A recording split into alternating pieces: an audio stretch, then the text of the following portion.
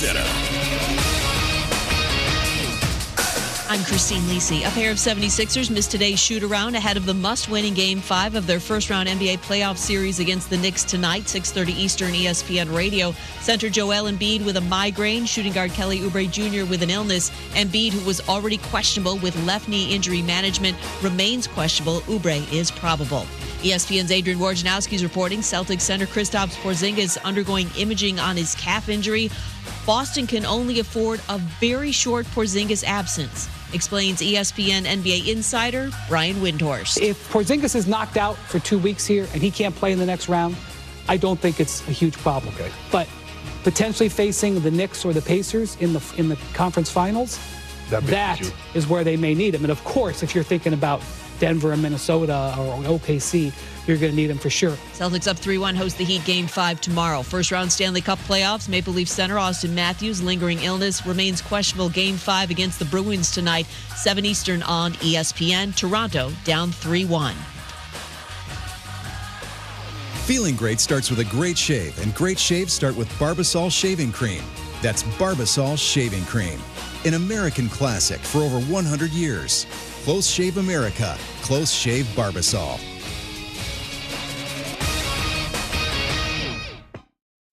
Matt Moscona. I'm very important. After further review. Say it one more time. After further review with Matt Moscona. And here we go. ESPN Baton Rouge, New Orleans, Alexandria. Live from the Mercedes-Benz of Baton Rouge studios. That's right.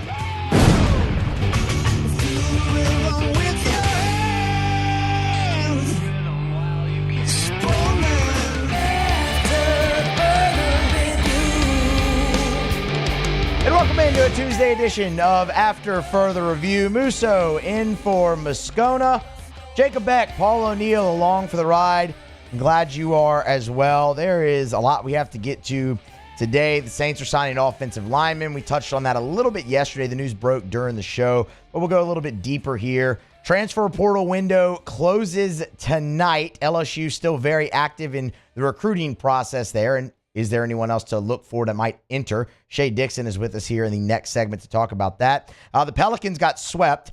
I don't really care too much about that anymore. I care much more about the future. So Andrew Lopez is going to join us to talk about a very important and pivotal offseason that will be packed full of moves for the New Orleans Pelicans. David Griffin met with the media today along with just about everybody else, Zion, Trey Murphy, Jose. So we'll go through all of that as well. And a lot of football to dive into. And LSU, of course, will play Grambling tonight at the Box. So we'll get you a lineup, of course, before we get out of here today. So glad to be here and are ready to kind of dive right into it. So let's get started. Our opening segment, of course, brought to you by Bud Light. We're going to start with the New Orleans Saints and their offensive line.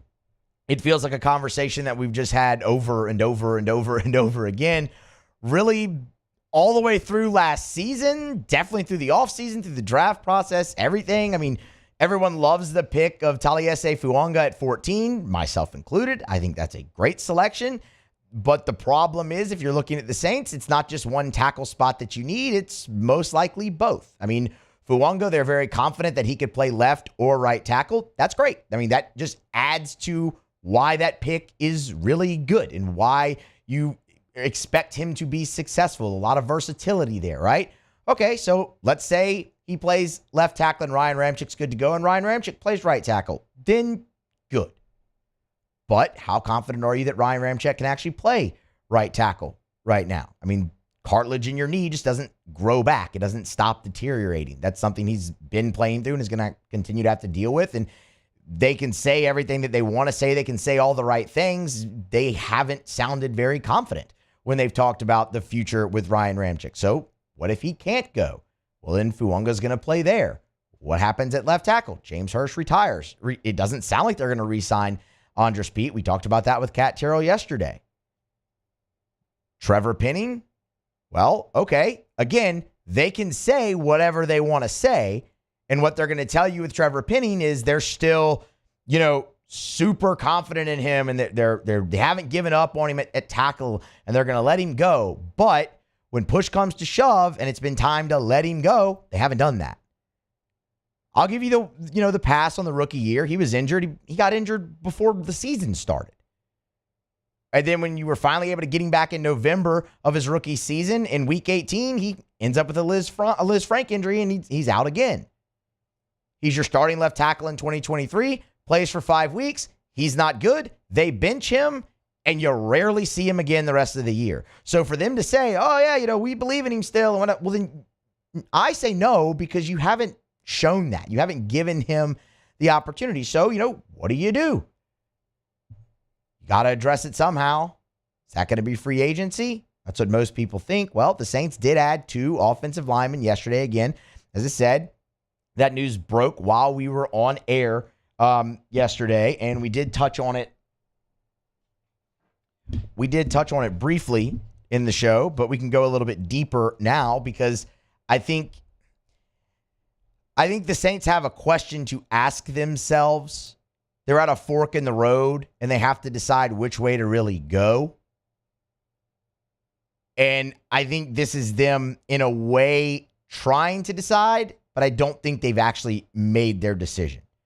So the Saints agreed to terms, and we saw it from Nick Underhill and Mike Triplett of New Orleans Football. They agreed to terms with offensive tackle Justin Herron and offensive guard Shane Lemieux. Both of these guys are veterans in the NFL. That's great. There is one giant black eye on both of them that we will talk about. 1-year deal for each. When you look at Lemieux, he was a 5th-round pick of the Giants in 2020. He ended last season, appeared in has appeared in 18 games with 12 starts in his career, and 9 of his starts were in his rookie season. And that's where you kind of start to get into the black eye. Lemieux ended 2021 with a torn patella, and then a toe injury cut his 2022 short. And then last season, he ended up on injured reserve after tearing a bicep in October, and only appeared in 4 games with 1 start. The guy's just been a walking mash unit. When you look at Justin Herron, who is a tackle, one of your biggest positions of need still, just because of the uncertainty that you have around that. He was a 6th-round selection, also in the 2020 draft, that of the New England Patriots. Started 6 of 12 games as a rookie. Missed 4 games with an ankle injury that year. He was traded in 2022 to the Raiders, and that season ended prematurely with a torn ACL. He had a concussion last season and ended up playing only 16 offensive snaps before the Raiders cut him. They're the same guy. They were both drafted in 2020. They both had their biggest, sustainment of quote-unquote success their rookie year, and then they haven't been able to stay on the field. So, yeah, why you sign these 2 guys to 1-year deals each, while they both have experience in the NFL, none of it's recent, and there's no guarantee, 1, that they're going to make the team, and 2, if they do, that they're going to be able to contribute because they can't stay healthy. 3 years is a pretty big sample size of these guys not being able to stay healthy. That's the same issue you're dealing with, in a sense, with Trevor Penning. So what do? That's where the Saints are at this crossroads. That's where they're at the fork in the road, right? New Orleans, for the longest time, has been committed to winning now. That's why they've tied themselves to an aging roster. That's why they've made all the moves that they have with the salary cap.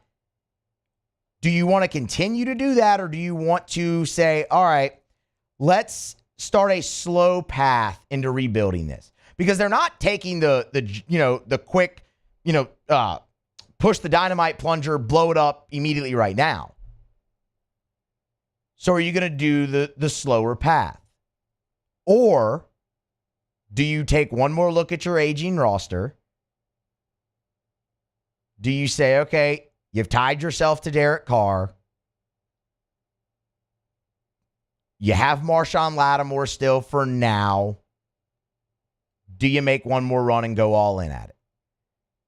If you choose the slow rebuild, you're good with Herron and Lemieux, and Nick Saldivari could potentially play some guard for you. And, you'll have Fuanga as a rookie, and everyone expects a big season out of him in his first year. And why shouldn't you? I mean, the guy looks awesome. And all right, maybe they finally do go out there and they let Trevor Penning work through all the growing pains and they go after that. Or if they decide, all right, one more year, we're going all in, we're going to try and win now, then you still have to go get a veteran tackle in free agency that can help you.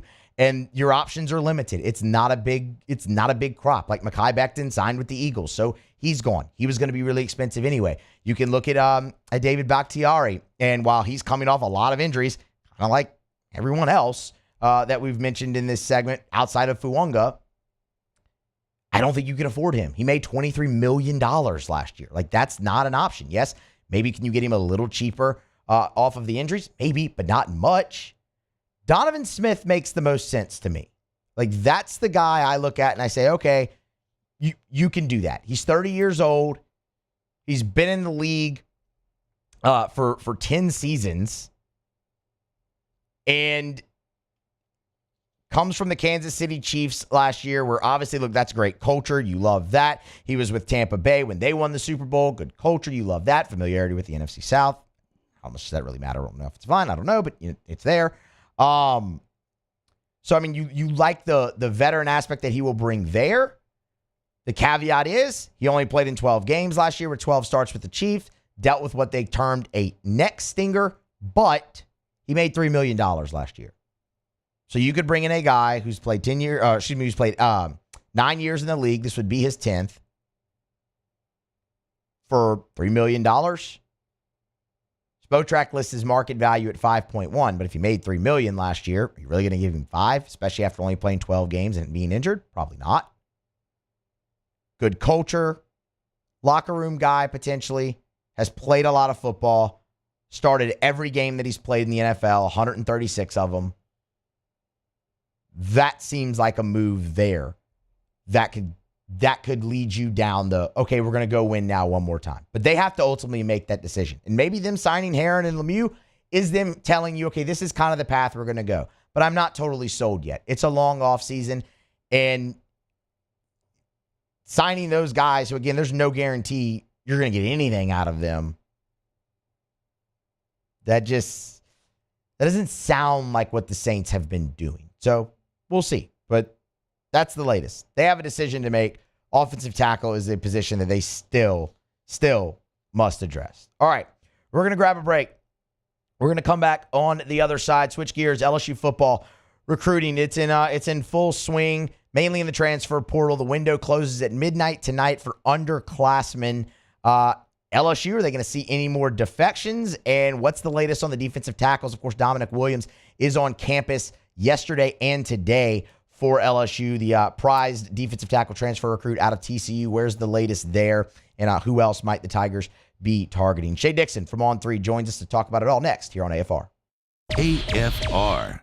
We're brought to you by Clegg's Nursery, 4 locations in the greater Baton Rouge area, Siega near Airline, LA16 in Denham, Mid-City on Donmore, and the Garden Center on Greenwell Springs. Buy local, shop local. Y'all, the weather is gorgeous. Spring is here. The 100-degree temps are around the corner, but not here yet. It's a great opportunity. Get a little exercise. Get a little vitamin D from the sunshine. Get out in your yard and just plant something. Clegg's can make it happen. If you need mulch or soil, they got it. Bag, bulk, no problem. If you need plants or flowers to plant, they got it. Pop a color into those patio pots or your flower beds. Clegg's can help because they have shipments arriving daily. They got a great selection and great prices and the most helpful staff. I can't imagine why you'd go anywhere else. They're convenient because they're strategically located all over town, so you're near a Clegg's no matter where you are in the greater Baton Rouge area. Their prices are great. Their people are the most friendly. Par for the course when you've been doing it for 6 decades. It's Clegg's Nursery. Buy local, shop local. Tell them Matt sent you to Clegg's Nursery. I've been doing business with Luba for 25 years. They're dependable, trustworthy. It's just the attention to detail with our clients. Our folks have years and years of experience. They're highly trained professionals, but many companies have that asset. What I'd like to think makes Luba a bit different is that we use those talents in a way that truly is dedicated to serving the needs of the folks who depend on us. Bayou Ford has $10,000 off F-150s, $10,000 off the new F-150 truck, plus 1.9% for 72 months. And all new Bayou Ford vehicles come with a 1 million mile warranty. The crew at Bayou Ford is going to do right by you.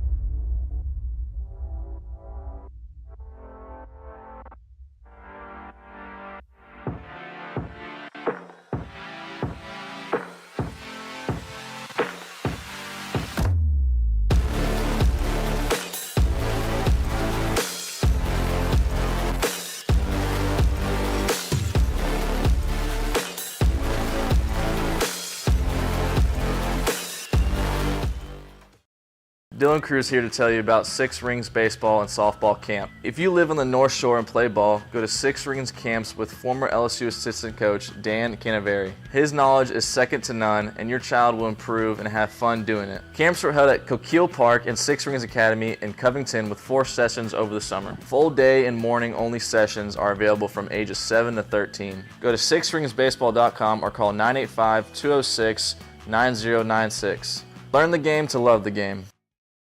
Yo, Jake here from my friends over at Community Steel Company located in Gonzales, Louisiana.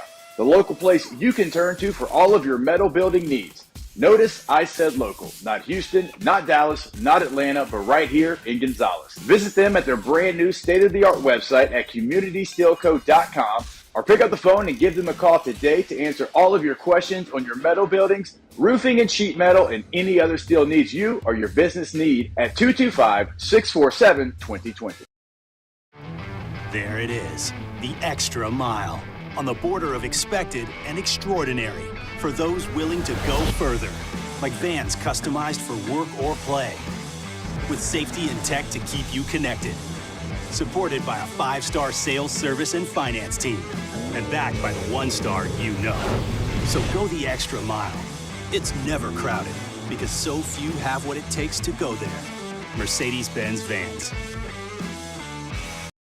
Gulf Coast Bank and Trust is giving our customers the power to bank anywhere, anytime during this challenging event. And we're right there with you. Our mobile banking app is a smart.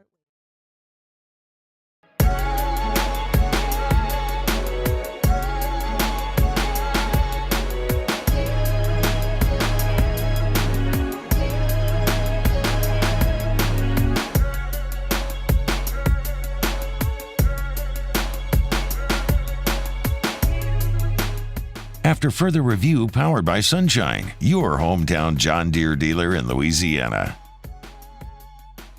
All right, back here on a Tuesday edition of After Further Review, Musso in for Moscona. It's that time of the week. We welcome in Shea Dixon from On3, the Bengal Tiger, get the latest surrounding LSU recruiting. Shea, we appreciate the time as always. How are you?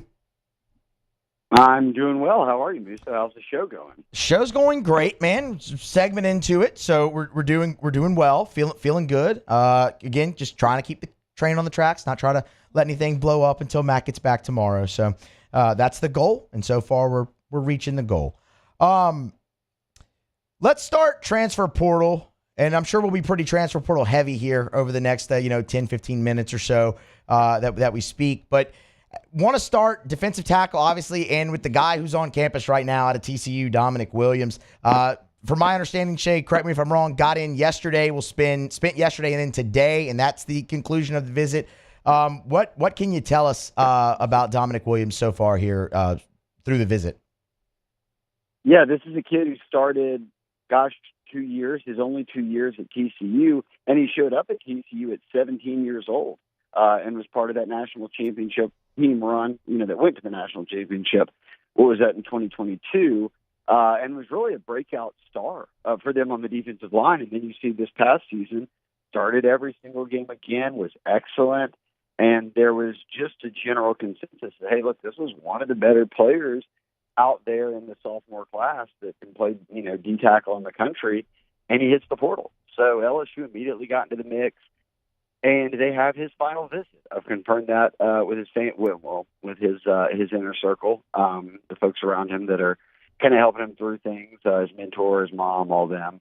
But he visited Texas, visited Oklahoma, visited Missouri, and now LSU, as you noted, got here on, what is today? Tuesday now, got here Monday, leaves tomorrow, and we'll have a decision shortly after that. So this is a massive 48 hours for LSU because I would imagine the guy we're about to talk about here in a second, those guys are viewed as kind of 1A and 1B, right? Like you would love to add an elite defensive tackle or more, and these two guys, Dominic Williams being one of them, fit that bill. So as we speak right now, he's with Bo Davis and the staff, both on-field and on-field coaches, kind of touring and doing everything that a normal visit kind of weekend is. But I will note, this is a kid who is from California and made his way all the way to Baton Rouge back in the Ed Orgeron days for summer camp.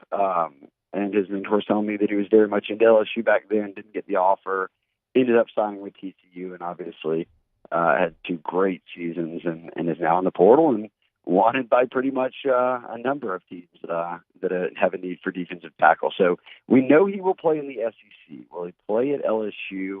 TBD. But so far, I think getting him to campus, getting the final visit is good news.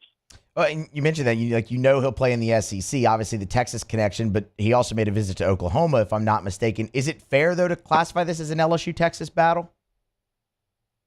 Yeah, and look, let's not discount Missouri. And Missouri. Missouri being a good football team, but meaning that Missouri has won a lot of NIL battles. But in this case, I think that, yes, we are looking at what is probably going to come down to LSU or Texas. That's what a lot of people around his recruitment, and I talked to some people that kind of followed him a lot in high school and have connections to the folks in this camp, and they think that going into it, those are 2 teams he held in high regard, and he visited Texas. That visit went very well, apparently, and now he's at LSU for his final visit. We knew this was going to be a big one for him. So I do think it'll be LSU or Texas. That's my gut feel. All right. So in that answer, previously you mentioned 1A, 1B, right? Well, 1A, 1B, pick which letter you want, would be Simeon Barrow, the transfer from Michigan State.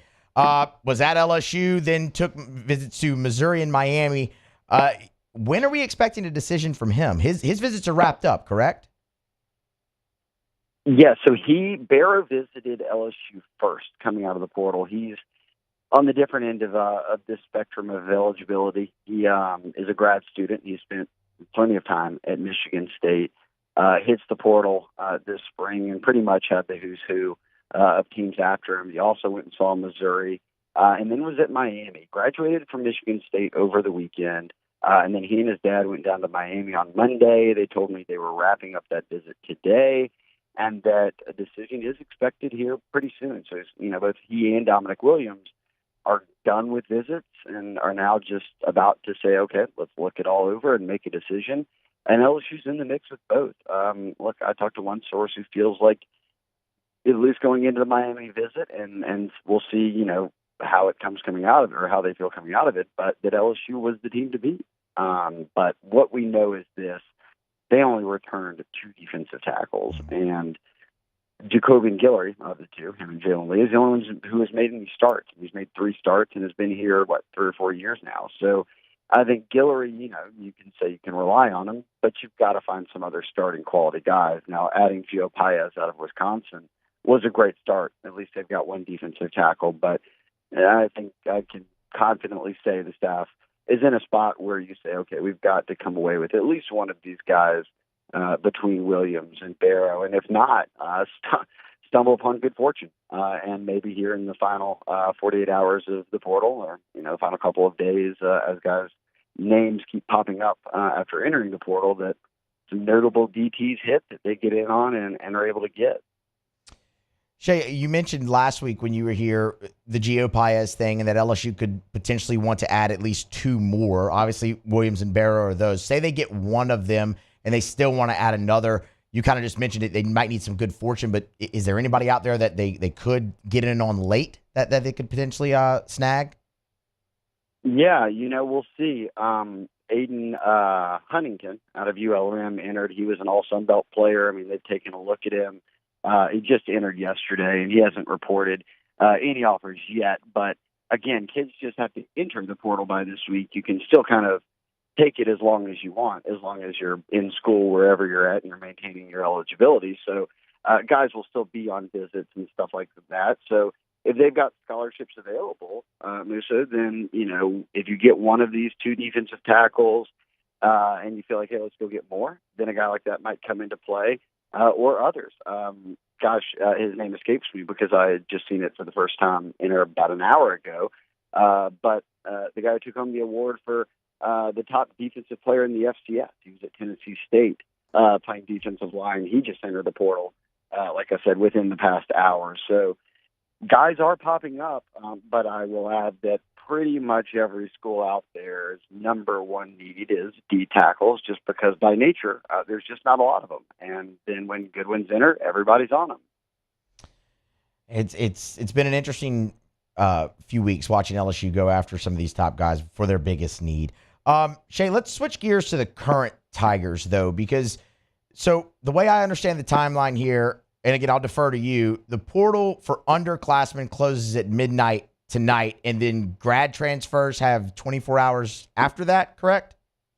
Yes, the graduate transfers have until Wednesday. Until Wednesday. To submit paperwork. So, yeah, today's the final day for any undergrads. Graduate students get an extra day. Okay, so where does LSU stand there? Is there anybody that maybe anyone should keep an eye on? I mean, I know they had to get their roster under the scholarship limit. They got there, but with what they're going to add, I mean, is there any more attrition expected from LSU?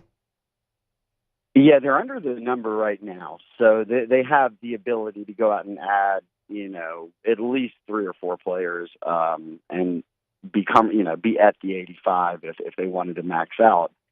I don't think so. And look, on LSU fans, knock on wood, or I'll knock on some wood for you. You're almost at the finish line here. But they've had 7 players enter, 21 total guys this offseason. And you hear that number, 21 players hit the portal. It may seem like a big number, but I think for the first time, just because of the portal and signing day, and people just kind of paying closer attention to numbers, that's normal because of that attrition, you're down below the 85 and have the ability to maybe add a couple of guys here. Right now, they're at that 81, 82 range.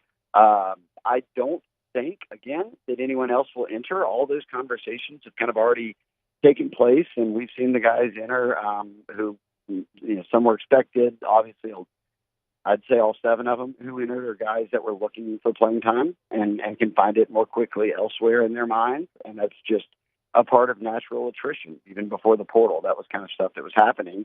Guys just used to have to sit out a year to do it. Now you don't. But I will say that probably something we don't think about, or I don't think many people think about when you think of the portal and, hey, who can we go out and get? And as long as we don't lose X, Y, and Z, these players that were good, is that they did a good job of retaining the roster. I mean, there are a lot of guys on this team who could have hit the portal and had high market value and didn't. And there are younger guys on this team, from this past year's freshman class who played and could have hit the portal and didn't. And now you get to keep them around for further development or getting them more playing time as sophomores. So I think a lot of stuff that doesn't get recognized kind of pays off for LSU here as they held on to, I think, Musso, you could tell me, but of the 21-something guys who entered, and I'm not besmirching any of them, they're all talented enough to have signed at LSU in the first place, but the one that really stung is probably Lance Hurd, someone who you hoped would be your starting left tackle and will be Tennessee's starting left tackle this year, but just didn't want to wait around. And the issue was, well, you've got an O-line that returned 2 really talented starters at offensive tackle, and kind of what it was. So I think that they'll come out of this 2024 portal, double windows, 45 total days in a pretty good spot. That's good news. I mean, I think everyone's going to be really excited about that, especially if they pop one of these, transfer guys, Williams or Barrow, here in the coming days. So good. The spring is supposed to be all about optimism, Shea. So that's I like hearing the positivity there on the transfer portal front. People can get pretty bogged down with the portal. That's for sure. Yeah, well, the spring, I'm glad we have this added flavor to pumping up spring, because it used to just be that everybody is like catching the ball the best they ever had and lifting the most weights they've ever had. But now I can toss in this part of, roster retention and everything else. So nobody loses in the offseason, right? Everyone's undefeated. That's what I say. It used to just be everybody's going to win the national championship. They're going to hand out 131 trophies or whatever it is at the end of the season. Shea Dixon on 3, the Bengal Tiger, on Twitter at Shea Dixon. Y'all give them a follow. Get subscribed to the Bengal Tiger if you have not already. Read their stuff. They do a great job. Shea, we appreciate it as always. We'll do it again next week. Yeah, thanks for having me, Musso. Absolutely. That is Shea Dixon. Good. Like I said, again, on 3, the Bengal Tiger. We're about set for a break. First, though, Matt's going to remind you about South Point Volkswagen. Brought to you by South Point Volkswagen. SouthPointVW.com, new and certified pre-owned in Baton Rouge and online at SouthPointVW.com. We're headed toward the weekend, so if you're in the market for a vehicle, make sure Volkswagen is on your list. Let me remind you, if you're a college student, South Point Volkswagen offers you $500 off any purchase. So just to start, boom, you're in college, here's $500 off just to get started. Great opportunity right now with 1.9% APR for 60 months or a $3,000 customer bonus on selected new models. Great deals always. Check them out at southpointvw.com. You can work out your financing online. It's all there for you at the website. Search the entire inventory and then go test drive one at Airline just north of Highland. South Point Volkswagen, what's your direction?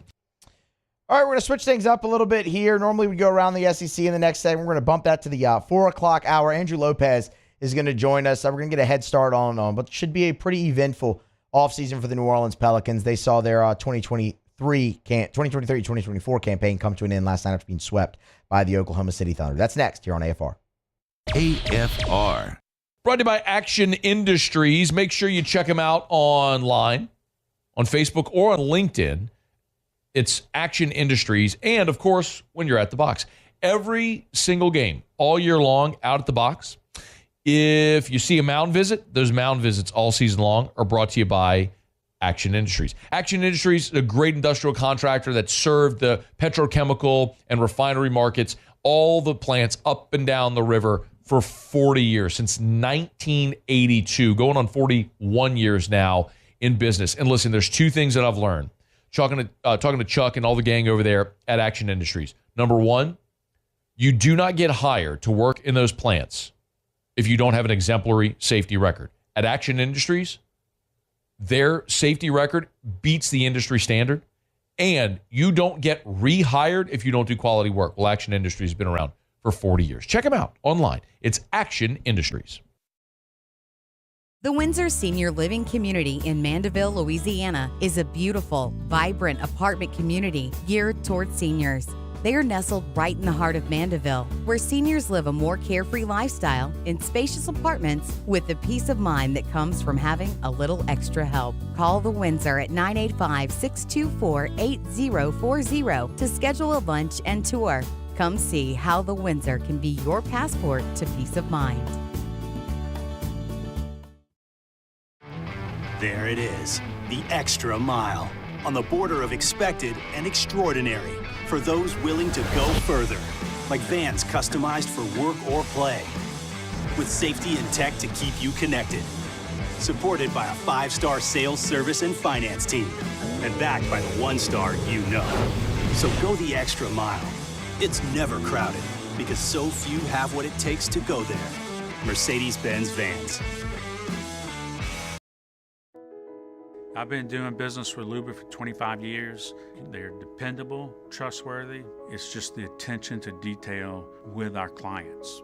Our folks have years and years of experience. They're highly trained professionals, but many companies have that asset.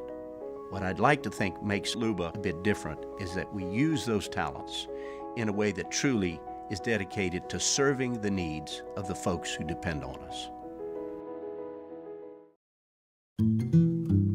Power up your next project with John Deere Deals by Sunshine. Whether you're working hard or playing hard, our knowledgeable team will help you find the right product for you. Ask us about our amazing tractor package promotions. Learn more about what it means to be powered by Sunshine at sunequip.com.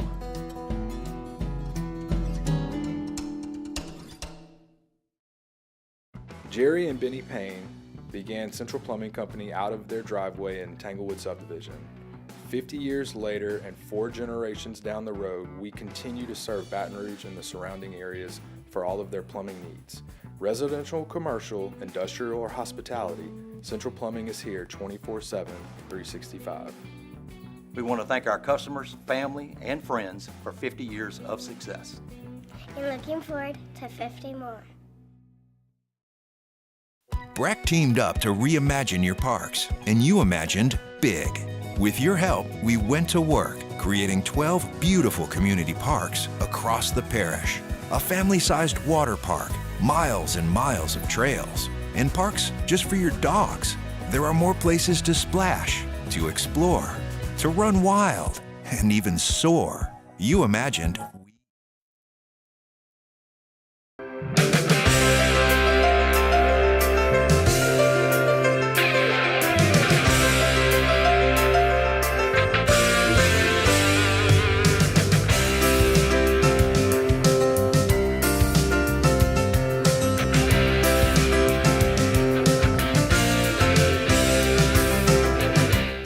After Further Review, powered by Sunshine, your hometown John Deere dealer in Louisiana. We're brought to you by First South Farm Credit. Go to firstsouthland.com. If you're thinking of buying land, go to firstsouthland.com. They're the best. First South Farm Credit. They've been in business since 1916. You've heard our buddy Ben McDonald talk about his experience. Ben's got some hunting property in Mississippi.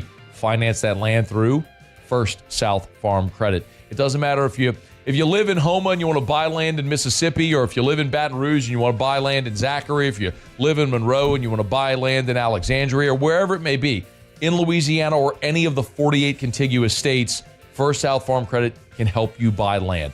That recreational property, maybe your hunting property, if it's the property to build your dream home, or if it's 1,000 acres for agriculture, First South Farm Credit should be your first call. Go to the website at firstsouthland.com. That's firstsouthland.com. One more time, firstsouthland.com. All right, we're working on linking up with Andrew Lopez here. Pelicans, of course, saw their season come to an end last night. They were swept at home by the Oklahoma City Thunder. Final score was 97-89. The series itself isn't really what I'm after at this point. It just this offseason looks like it could be pretty eventful for the New Orleans Pelicans. They have a lot of moves that they have to take care of, whether it's Brandon Ingram is now eligible for a max extension. Trey Murphy is eligible for a rookie extension. What are you going to do at center? I mean, the Pelicans have to address obviously that spot. So that's kind of really what I'm after. And David Griffin met with the media today and was it had a different tone to it. He was a lot more aggressive in it, saying, the Pelicans are going to get complacent. They have to get better now. Like the time they've kind of taken the steps they thought they needed to, these last few years, making the playoffs twice. Now it's time to get better. Now it's time to win in the playoffs and succeed there, at that level. I mean, if you do look at the game last night, it kind of reminded me a little bit of game number one of this series, where, I mean, the Thunder struggled offensively for the majority of the ball game, and credit the Pelicans for that. The problem is the Pelicans just, again, struggled making shots. They turned the ball over a lot, all of that. But I mean, if you look at the first quarter last night, it's 21-21 at the end of the first quarter. Game one, it was 17-17, right? So it's similar. The decisive blow was in the fourth quarter. The Pelicans actually had a lead in the fourth, and it was 80-78, and Chet Holmgren had a putback on a Josh Giddey three that missed, that tied it at 80, and then what followed was an 18-2 run, and ultimately the Pelicans fell 97-89. Andrew Lopez joins us now, covers the NBA for ESPN and, of course, the New Orleans Pelicans. He's on Twitter at @Andrew_Lopez. Andrew, we appreciate the time. How are you? I'm good. As you can tell, I am very much rushing to get into the airport right now. So apologies, but I am good. I am heading to my next destination, but also trying to try to just figure out what just happened at the Pels facility today. There was a lot of exits, a lot of talking, a lot of Griff, a lot of everybody else. So all around good day so far. So I was kind of talking there while Beck was getting you on the phone. Did you feel like David Griffin had a bit of a different tone today than he has in past exit press conferences? No. And here's why. I think there's a lot of context that was missing with some of the tweets today. First off, him just kind of ripping and kind of saying we in the past we've kind of erred to the side of continuity because we haven't seen what it looks like, and now we've seen it enough. I feel like there's more to that. I think more so that's kind of talking about just the roster construction of saying, hey, now we've seen this, we have a good sample size, and now we know what a better route to do. Several times he talked about, we have three really good players, and now it's about finding the right pieces and fits around them. So you look at, okay, maybe what do you do at the center position? Do you need a lead guard? Do you get a point guard at some place? I know players talked about, Brandon said, it would be nice to have somebody like that. But to me, it's just more of, hey, look, we're going to continue to get better. And I think that's always been his line, is we're going to continue to get better. I just think in the past, it was about getting healthy. And then now it's more of, seeing what pieces fit around these guys. And if you then have to make a move with one of them, sure, you can be in position to do that. But I think to me, I got the message was we're just going to try to be better, however it is, which to me, has always kind of been what he has said. All right, so let's talk a little bit about some of the moves that they're going to make or could make because there's plenty of them. And you brought up center, and that's been a hot topic definitely down the stretch for this team. Jonas has been a stalwart for them, fan favorite, all of those things. You didn't see him a lot in the fourth quarters this season, and it really hurt the Pelicans down the stretch in some games, not having that presence inside. Where do they go for center? I mean, is there an avenue to bring Jonas back, or is this draft or free agency for them now to address that position? To me, it feels like free agency or trade avenue. I don't think there's anything that would be there at, say, 17 or 21, I should say. I don't think they're going to take the Lakers pick at 17 or 18, but the pick at 21, I don't think there's necessarily probably anybody who's going to be there that could help you next season. Maybe there's a guy you can draft who you could hope could develop into that, but right now, no. To me, it doesn't feel like there's that person in the draft. So, at least not at that spot, I should say. So, to me, then you have to look at the trade market. You have to look at free agency. We've seen what Willie likes to do at that position. You want somebody who can obviously switch and defend, and you still want that person to be able to shoot just a little bit. But if you're looking for a low volume 3-point shooting center who can switch and protect the rim, I think that's like a made up person. There's not that many of them who are going to be low volume, and be able to fit into what you want with your offense. So to me, it's just kind of a hard thing to try to figure out. But at the same time, you're going to have to find something, and you just go to try to find somebody who can check the most of those boxes as possible. If it's somebody who doesn't shoot, all right, maybe you put them in the dunker spot, but you work with them on a shot. But it's going to be something they have to address this summer. But you do believe like this is finally the breaking point with Jonas. I mean, I know that was a conversation last offseason, but now he's a free agent, so I mean, it's right. There's nothing tying him, correct? Yeah, I'm never going to say never, but I have a hard time believing that he'll be back as a starting center next year, unless maybe other things change. But maybe if I don't know if there's a world where he takes money to be a backup center, but it's to me just a lot going on that he would have to be back next year. Brandon Ingram's future is interesting. I mean, I think everyone's expecting the Pelicans obviously to sign him to the extension. Looking at it'd be correct 4 years, $208 million. But how does that negotiation kind of go, Andrew, is more what I'm interested in, because I mean, look, BI, it was not a great series for him against Oklahoma City, but that's 4 games, man. Like that's a small sample there for a guy who did set career marks, in certain parts of his game this year. But the injury aspect of that, he's missed, I'm looking at 154 games since 2016, 2017. So there is a lot of risk there with that extension. It seems like it's an easy choice, but how does that negotiation kind of go? Yeah, and it's not necessarily, all right, I'm a max guy, give me the 2, the most I could get off of this. Maybe you go to him and say, hey, we'll give you a $40 million, a 120 extension or something like that. But there are some negotiations to be had there. You can still get a raise, but we still value you, but we need to have flexibility in other areas. And I mean, to the other point, I mean, his series, it was not a great series, but it was also not a great series for a number of reasons. Yeah.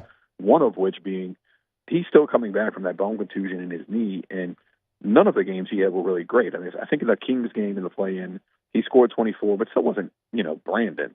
And he didn't want to make an excuse about that even last night, but, it is what it is. He didn't look like he was getting to everything. A lot of that is on Lou Dort. Lou Dort is an all-world defender and played incredible defense on Brandon throughout the series, as did other players when they were switched on to him. But that, to me, was not the best version of Brandon that we saw. Now, when you look at avenues to make this team better, I think they're going to look at all avenues, whether that's obviously trade. And if you're obviously trying to bring in a big salary, you have to send out a big salary.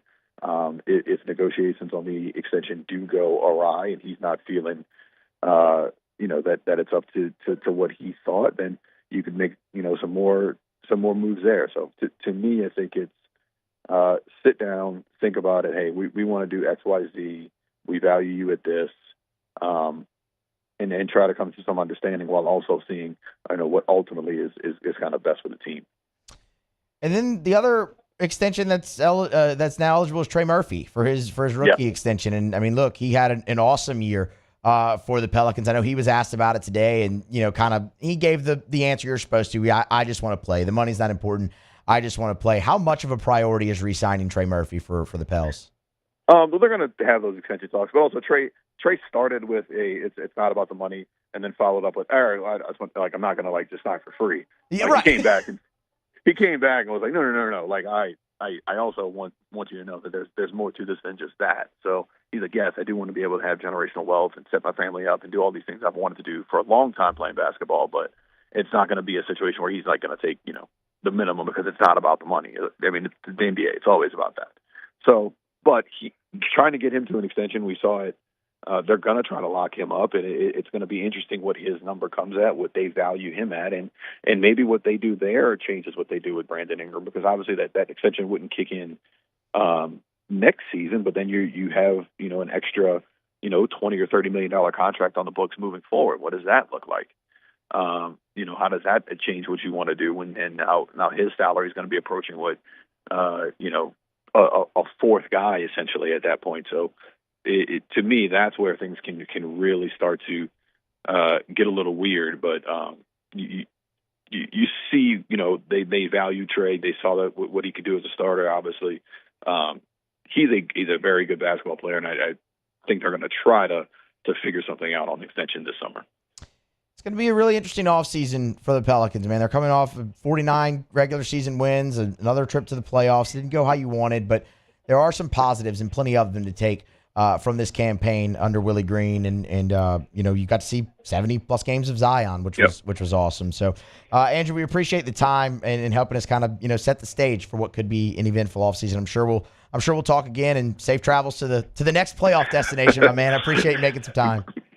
Appreciate it. Thanks, man. Absolutely. That is Andrew Lopez. For ESPN, covers the NBA, covers the Pels on Twitter @_Andrew_Lopez. Running around through an airport, still finding time to talk about the Pelicans, hopefully getting Trey Murphy and Brandon Ingram signed to some extensions. So we'll have plenty more on the Pels, because this feels like a pretty pivotal offseason for them as well. So a lot of interesting moves and ones that are going to set the franchise up here, hopefully, for the future. They can build on what they've already done. All right, we're going to grab a break, come back on the other side, close out hour number 1 here on a Tuesday edition of AFR. We're presented by Sunshine Equipment. Musso in for Moscona. More next. AFR. Man, we have been thrilled to be partnered with Rouse's. Rouse's is the official supermarket of the New Orleans Saints. Of course, they wish the Saints good luck tonight. Who dat, as always.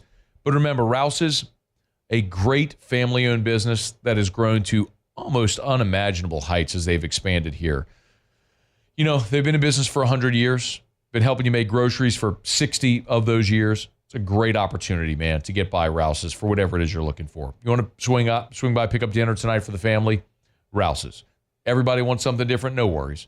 If you want, fried chicken and French fries, they got it. If you want sushi, they got it. If you want a grab and go, sort of Asian bowl, like I love their teriyaki, their chicken and beef fried rice teriyaki bowls. They're awesome. You want to buy something there at the seafood market, you can do it at Rouse's. Throw a tuna steak on the grill at the house, whatever it is.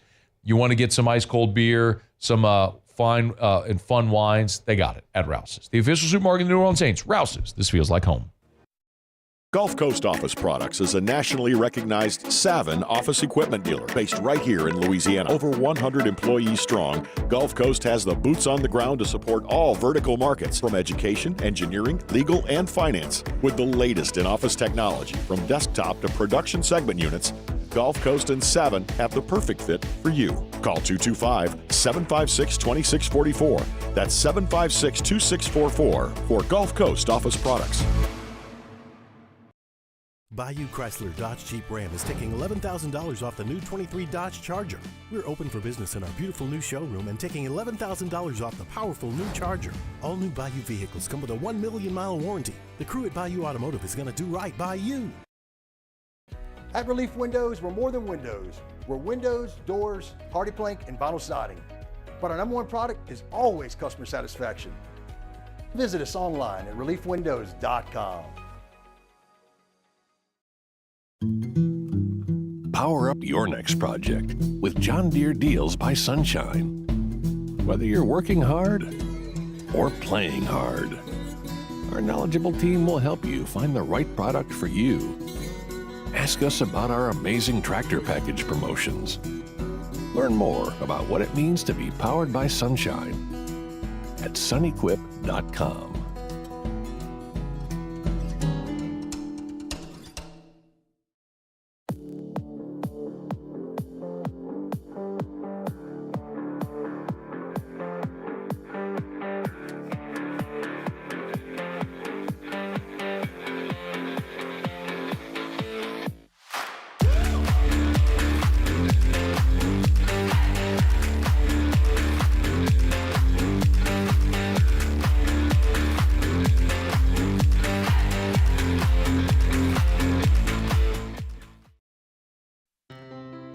When it comes to ending cancer, we push forward, always working together for you.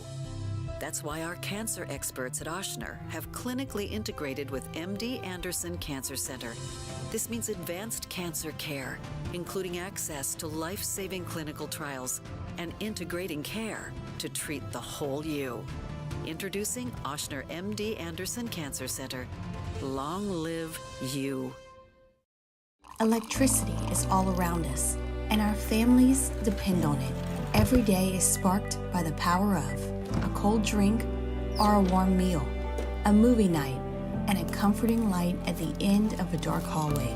From sunrise to sunset, playtime to bedtime, our team is ready to take care of your electrical needs, even in the case of an after-hours emergency.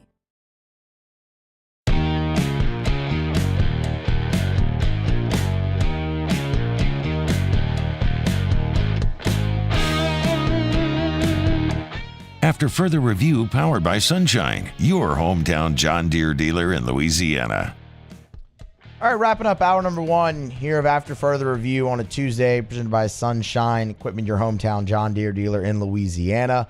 Musso filling in for Moscona. Moscona's on his way back, I guess, now from New York. Just a quick trip up there, and he'll be back with you tomorrow here on After Further Review. But until then, you got me for 2 hours and 7 minutes remaining here. So I'm sure by now many of you have seen that on May 5th, Cinco de Mayo, Netflix is going to have the roast of Tom Brady. And when they originally announced this, the only thing that was confirmed was that Kevin Hart would be the roast master. And, good on Kevin Hart. Guy's had a great career in comedy. I will also just say anytime I see a roast and the roast master is not Jeff Ross, I immediately just question the validity of the roast. Like, Jeff Ross is the roast master, but I'm sure Kevin Hart will do a fantastic job. But now we know a few of the roasters that will be participating, and they've been confirmed, and one of them is Bill Belichick. And while that might not be surprising, it makes a lot of sense, right? That Bill Belichick, Tom Brady was his quarterback. It's Belichick and Brady. They go hand in hand. That makes a lot of sense. This is really where I'm looking at this more. So you've seen Bill do stuff like this all of a sudden now that he's not in the NFL coaching anymore. He definitely has a desire to coach again. I think that was made clear this offseason when he, tried to get as many interviews as he could, and really it was only the Falcons, where he kind of had serious consideration. But he did the draft coverage with McAfee, and he's out there joking around with McAfee. He's going to have a regular role on the Manning cast. That's going to be a light, fun environment. He's going to go tell jokes and roast Tom Brady. I would imagine Bill's hoping this helps him get back into the NFL in some capacity, but the way I'm kind of looking at it is, let's say he does get another head coaching job. Nobody's going to be able to take Bill Belichick in the same light that he once was. Like with Bill doing all these fun, interactive things and smiling and making jokes, no one's going to sit there in a press conference and just let him murmur through things anymore. Like, that's not going to come off the same. Like, no, Bill. No. We saw you go out there and roast Tom Brady. We saw you pal around with Peyton Manning. Like, you can't just go up there and, we're on to Cincinnati. That's not going to play the same anymore. And he'll definitely try that if he gets back in. Or maybe this is a sign of Bill Belichick realizing his time in the NFL is done, and it's time to move on to other things. And if that's the case, I like it because I thought he was great on the coverage with McAfee. He'll be great on the Manning cast. He'll be great with this. It's fun to finally see Bill Belichick, energetic a little bit here in the offseason. Hour 2 of AFR is next. AFR. Quick reminder about Lee Michaels Fine Jewelry, lmfj.com. lmfj.com for Lee Michaels Fine Jewelry. They're the best. If you are, gentlemen, thinking about popping the question and you're thinking about where am I going to go buy that diamond, I want you to consider this. There are places that will sell you man-made lab diamonds, but what are you buying? It's according to its makeup and characteristics, sure, diamond. But is it going to hold its value? Like, is that the way you want to say, I love you, I want to spend the rest of my life with you? Go to Lee Michaels. Go to Lee Michaels. Walk in the door. Experience the thing I talk about all the time, which is the Lee Michaels experience. It's Lee Michaels Fine Jewelry with 10 locations. Baton Rouge, 2 locations in Baton Rouge. New Orleans, Lafayette, Shreveport, Mississippi, Texas as well. 10 locations across 3 states. It's Lee Michaels Fine Jewelry. Thrill her, gentlemen. Thrill her with a gift in the red box from Lee Michaels Fine Jewelry.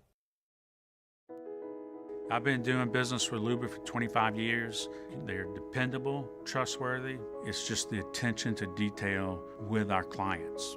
Our folks have years and years of experience.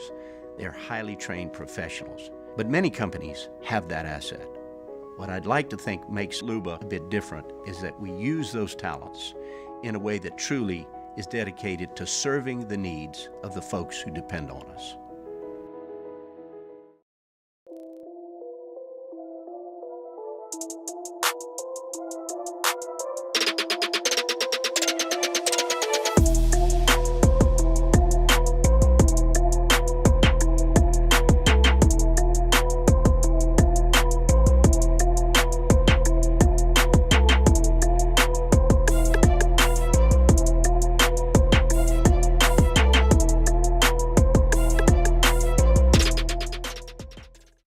Yo, Jake here from my friends over at Community Steel Company located in Gonzales, Louisiana. The local place you can turn to for all of your metal building needs. Notice I said local, not Houston, not Dallas, not Atlanta, but right here in Gonzales. Visit them at their brand new state-of-the-art website at communitysteelco.com or pick up the phone and give them a call today to answer all of your questions on your metal buildings, roofing and sheet metal, and any other steel needs you or your business need at 225-647-2020. Dylan Cruz here to tell you about Six Rings Baseball and Softball Camp. If you live on the North Shore and play ball, go to Six Rings Camps with former LSU assistant coach Dan Canaveri. His knowledge is second to none, and your child will improve and have fun doing it. Camps were held at Coquille Park and Six Rings Academy in Covington with 4 sessions over the summer. Full day and morning only sessions are available from ages 7 to 13. Go to sixringsbaseball.com or call 985-206-9096. Learn the game to love the game. Power up your next project with John Deere Deals by Sunshine. Whether you're working hard or playing hard, our knowledgeable team will help you find the right product for you. Ask us about our amazing tractor package promotions. Learn more about what it means to be powered by Sunshine at sunequip.com.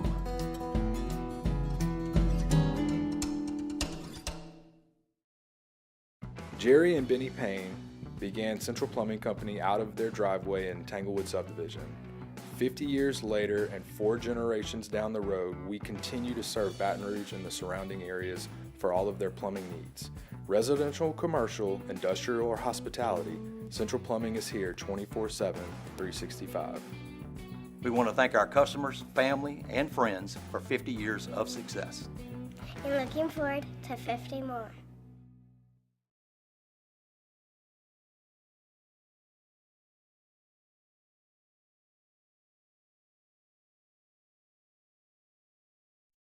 Is SportsCenter.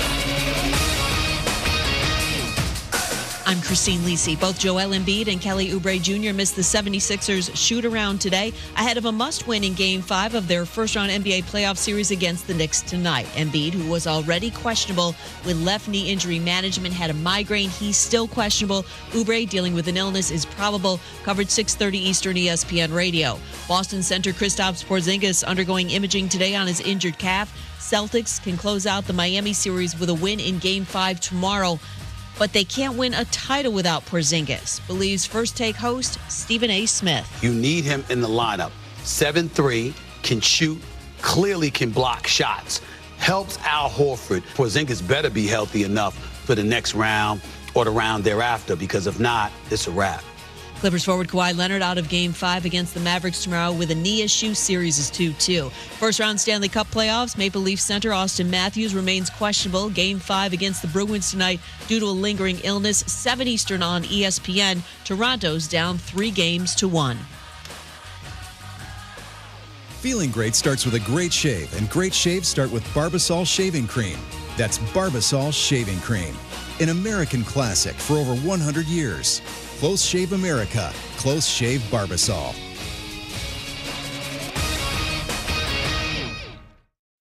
Matt Moscona. I'm very important. After further review. Say it one more time. After further review with Matt Moscona. And here we go. ESPN Baton Rouge, New Orleans, Alexandria. Live from the Mercedes-Benz of Baton Rouge studios. That's right.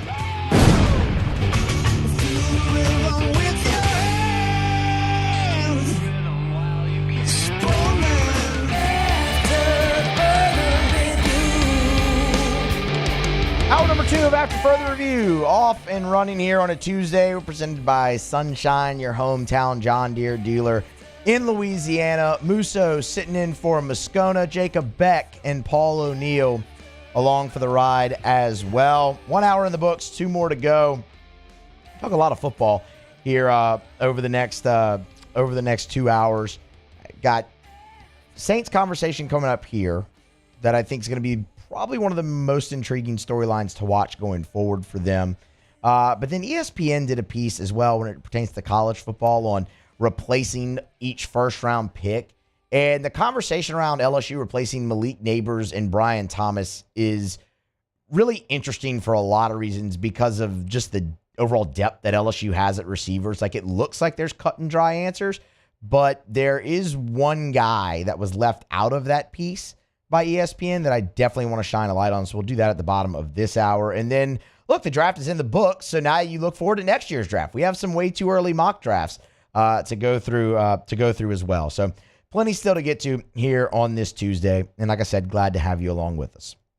Let's talk some Saints here. So draft is come and gone. Saints made 7 picks.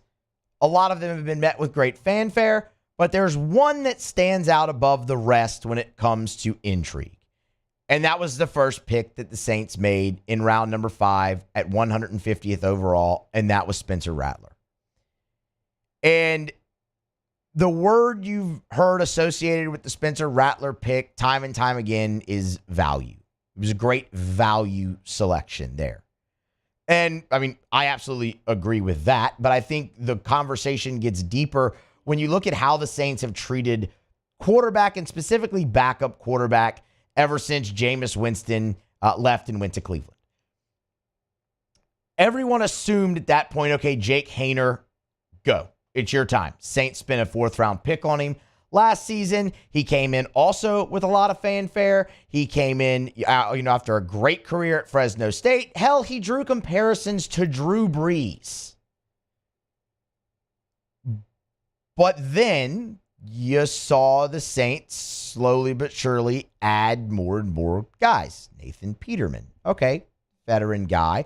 Hadn't had the most success in the NFL, but veteran guy makes sense. You bring him in to compete with Haener. Good. Move forward. And then Kellen Mond.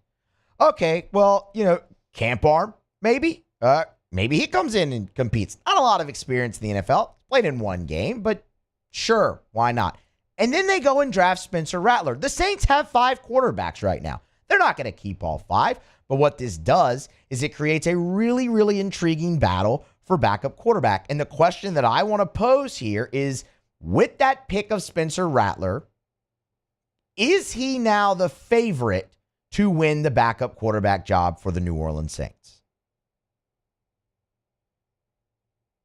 Spencer Rattler, when you look at his journey, it's been dense, right? This is a guy who, coming out in the class of 2019, was the number one quarterback in the country, 5 stars, top 10 player nationally, all the accolades, all the superlatives you could think of. Spencer Rattler had them. He committed to Lincoln Riley at Oklahoma, quarterback factory, right? He's going to go play in that pass-happy offense. He's going to have a lot of opportunity for success. The time at Oklahoma didn't go great. Even when he's coming out of high school, he's got the label, because of the Netflix documentary, QB1, where he just didn't come off as a great teammate, didn't come off as a great leader, or any of that. He was a senior in high school. Think back to when you were a senior in high school. How would you have come off? We all know the answer. I'm the same way. He gets to Oklahoma. He's benched a couple times, including in his redshirt freshman season. In 2020, he's benched for Tanner Mordecai. He ultimately comes in the second half of that game, has a great year. Passes for 3,000 yards, accounts for 32 touchdowns total in that season, completed 67% of his passes. Like, you saw the promise. You're like, oh, all right, wait a minute, here we go. And that's when all the hype starts again, right? Heisman Trophy frontrunner, 1-1 in the draft, slam dunk pick, all of those things associated with Spencer Rattler. And then he's benched again for Caleb Williams, ultimately doesn't get his job back in 2021. Lincoln Riley leaves for USC. He enters the transfer portal and ends up at South Carolina. And the view of Spencer Rattler when he did that was bust. Not only bust, kind of the same thing surrounding him when he was coming out of high school. Not a great teammate. Didn't handle the benchings well. Not only, on the bench, but on the field. Didn't handle failure well. Didn't handle any of that. But man, didn't he change that narrative at South Carolina? And that, like, you can look at all the physical tools all you want and love the pick from Spencer Rattler and look at that and be like, yeah, he's a guy who should absolutely be considered a favorite to win the backup starting quarterback job for the New Orleans Saints. You can look at all those physical tools and say that. But what I really like to look at is what happened at South Carolina from an off-the-field standpoint, where we talked about how he was viewed out of high school, how he was viewed at Oklahoma, and how some of that caused him to fall in the draft. When you talk about value, the mock draft database, it's an awesome website you can go to, and it takes every mock draft there is out there and gives you a consensus of where this player should go. Spencer Rattler should have been a 3rd-round pick. There was a mock draft, according to that, there was a mock draft as recently as April 24th that actually had him sliding into the back end of the 1st round. So you can talk about all the value you want, but you look at what happened at South Carolina and you consider where he was, how he was viewed, and he's going into Columbia. He's got a relationship with Shane Beamer, the head coach from his time at Oklahoma, and he's got a relationship with one tight end there that he knew. Everything else was different. New system, pro style, not the pass-happy air raid of Lincoln Riley, new teammates, new school, all of that. And he showed you real quick how much he had matured from high school, from his time at Oklahoma. He wasn't that same guy, and he wins over a new group of teammates. He's voted team captain his first year there, and at the end of the year, he starts to perform, and it ends up being his second 3,000-yard passing season, and then you move forward to his final year at South Carolina, and again, he's really come into that leadership role. He's voted team captain again, sets a career high in passing yards, gets the interception and turnover number back down to where it's manageable, and he turns into a great value pick. But it's those intangibles that he developed after Oklahoma at South Carolina that I can look at and go, yeah, that guy can be a really good leader in an NFL locker room. And that's a big part of being the backup quarterback as well. Having the work ethic, having the intangibles to go to work every day and prepare like you're the starter. And it's not to say that Jake Haener doesn't have that. That's not what I'm saying. It's just you look at that combined with the physical tools that had Spencer Rattler as a top 10 prospect out of high school, that saw him have 3,000-yard passing seasons, overcome a lot of adversity, do it in the Big 12, do it in the SEC at a school like South Carolina that y'all call it what it is. They're not a power in the league. But he was a large part of Shane Beamer being able to overcome and outperform preseason expectations the majority of his time there. So I look at a guy like Spencer Rattler because of all that, and I say, yeah, he should be the favorite to win the backup quarterback job in New Orleans. Not to say he will. He's got to go and win over a whole new group of teammates, a whole new coaching staff again, learn a new system. All the things he did at South Carolina, but he did that very well. If he replicates that with the physical tools, the high football IQ you've always heard talked about with him, the insane accuracy. Spencer Rattler completed 68% of his passes in college over 5 seasons. 4 seasons that he actually really played. Like, you talk about insane accuracy, insane arm talent, he's got that. And now he's got the leadership aspect too. I think he can win everybody over, including the coaching staff. I think Spencer Rattler can win the backup quarterback job, and I think he should be the favorite to win the backup quarterback job. This is a guy that you could look back on years down the road, whether he's in New Orleans or somewhere else, and go, man, he really was that value pick that everyone thought he was in the 5th round. It's just the next step in the redemption journey. And look, backup quarterback has been insanely important for the New Orleans Saints. For what, the last 6 years? The better part of a half decade now?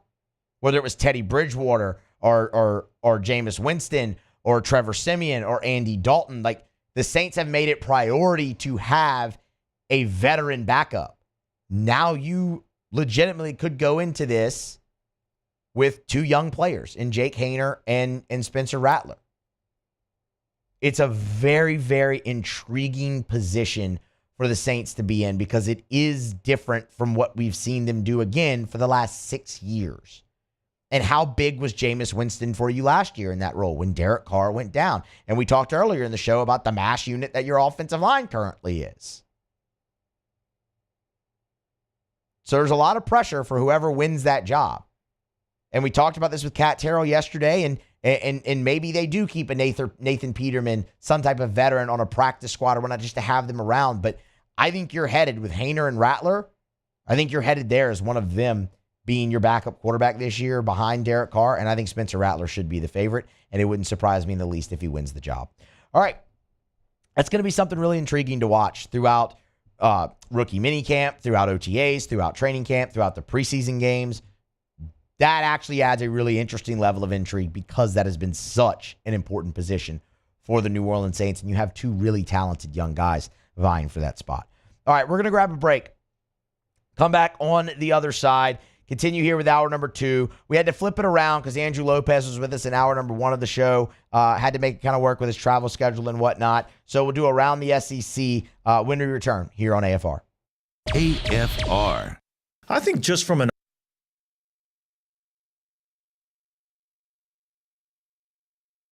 Brought to you by Darren James and Associates, brokered by LPT Realty. That's right. Darren James has launched a new group, LPT Realty, which will give so many expanded resources to you, the homeowner, as you're selling your home.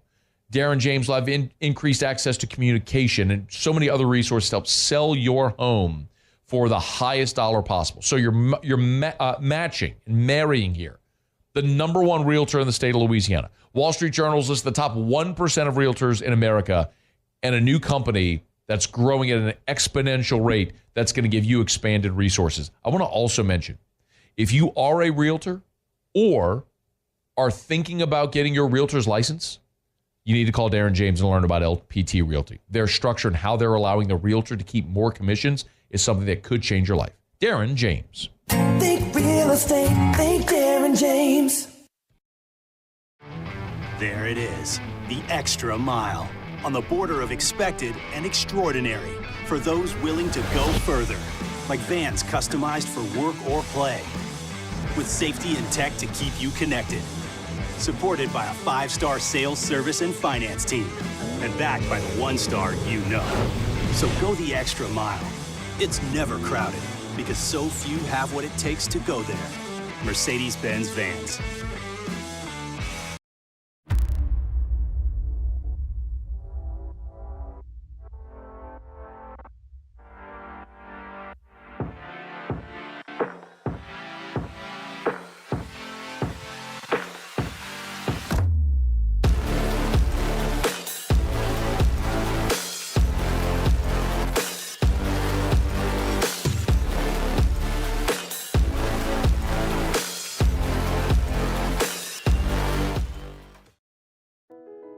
I've been doing business with Luba for 25 years. They're dependable, trustworthy. It's just the attention to detail with our clients. Our folks have years and years of experience. They're highly trained professionals, but many companies have that asset. What I'd like to think makes Luba a bit different is that we use those talents in a way that truly is dedicated to serving the needs of the folks who depend on us. Breck teamed up to reimagine your parks, and you imagined big. With your help, we went to work, creating 12 beautiful community parks across the parish. A family-sized water park, miles and miles of trails, and parks just for your dogs. There are more places to splash, to explore, to run wild, and even soar. You imagined, we delivered. Gold. Breck, your #1 park system in the nation. When it comes to ending cancer, we push forward, always working together for you. That's why our cancer experts at Ochsner have clinically integrated with MD Anderson Cancer Center. This means advanced cancer care, including access to life-saving clinical trials and integrating care to treat the whole you. Introducing Ochsner MD Anderson Cancer Center. Long live you. Electricity is all around us, and our families depend on it. Every day is sparked by the power of a cold drink or a warm meal, a movie night, and a comforting light at the end of a dark hallway. From sunrise to sunset, playtime to bedtime, our team is ready to take care of your electrical needs, even in the case of an after-hours emergency.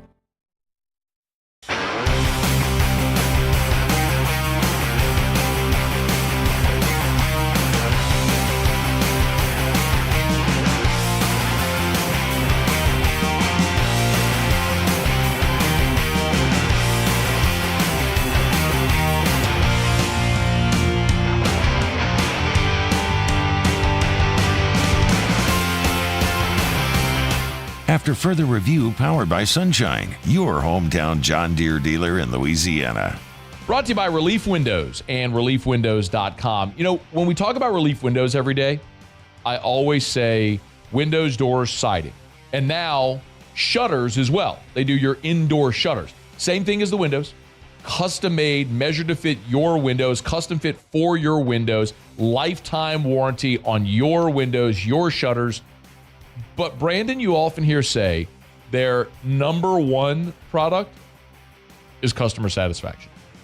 And that's not just a catchy line. That's not a cliche phrase. Have an experience with Relief Windows and you'll understand. They go to the ends of the earth to make sure their customers are thrilled with the work they do. As a matter of fact, Relief Windows never takes a dollar from you. You will not, no deposit, no down payment. They take all the risk. They will not take a dollar until you're thrilled with the work they do. Who else does that?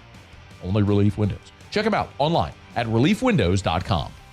104.5 ESPN Baton Rouge and the Baton Rouge Clinic bring you the Dreams Come True Radiothon. Dreams Come True is an organization designed to help grant dreams for children with life-threatening illnesses and their families.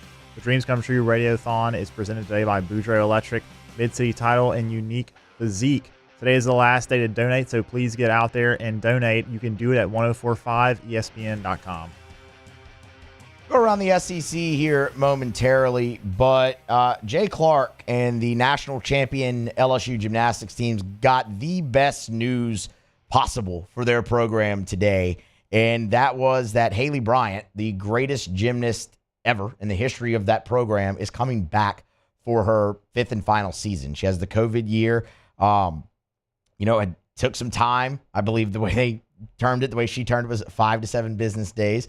Took some time to decide on and reflect on her career and decide on what was next. And today they posted a video, they being the LSU Gymnastics, the official LSU Gymnastics Twitter account, posted a video of Haley Bryant reading a letter that she had wrote and announcing her decision to return for one more season in the purple and gold. And I mean, look, there's getting good news, and that's always a great thing. There's getting the best news that you could possibly receive, and having the greatest of all time in your program, in your sport, decide to run it back for one more year after she's already accomplished the most perfect 10s in program history at 18, after she became only the second NCAA all-around champion in the history of the program. Countless All-Americans, SEC Gymnast of the Year, winning the Heisman Trophy of Gymnastics, the AAI Award. I mean, it's a resume that is unparalleled. Having that person decide when they don't have to come back for one more year, that's massive. And, Jay Clark, after the national championship in his post-meet press conference, I guess we should call it, talked about being, very confident in the direction that the program was heading, with what he thought they had coming back. Obviously, now that includes Haley Bryant, and what they had coming in, that they could go make another run. That path is helped tremendously, obviously, by Haley coming back. She's, without question, a fan favorite. So the news has been just met with overwhelming positivity, as it should. I mean, they were already going to be really good again when it came time for the 2025 season. This just cements that. Like, this makes LSU a national championship favorite once again, alongside Oklahoma and others, when the calendar flips to 2025 and it's time for another gym season. So, awesome news. And look, not a decision that was made lightly, not a decision that was easy. I mean, Haley was very vocal about her journey in that post-meet press conference as well, where there was a time where she didn't even want to do college gymnastics, but it was Jay Clark and her relationship with him that helped get her to LSU. And no doubt that relationship plays big in this situation. When it's always interesting when an athlete that has accomplished so much decides to keep going. When you've reached the height of your sport, when you're looking at a sport like gymnastics, obviously the height is Olympics, but there's a finite amount of time, unless you're Simone Biles and you're just a freak, that you can do that in. That's when you turn to normally collegiate gymnastics, and it's different, and you can reach the height in that sport, and she did that. She's back for more. It's interesting what always can keep athletes going even after they've accomplished everything there is to accomplish. So, man, that's great news for Jay Clark. That's great news for the LSU gymnastics program. That's great news for LSU in general. Let's see if they can go make it back-to-back now with Haley Bryant in tow. And there's a few others that could announce intentions to return for one more season. There's plenty of eligibility left from contributors on that club. All right. We had to move it because Andrew Lopez was with us in the first hour, I should say, when we normally go around the SEC. So let's do that right now.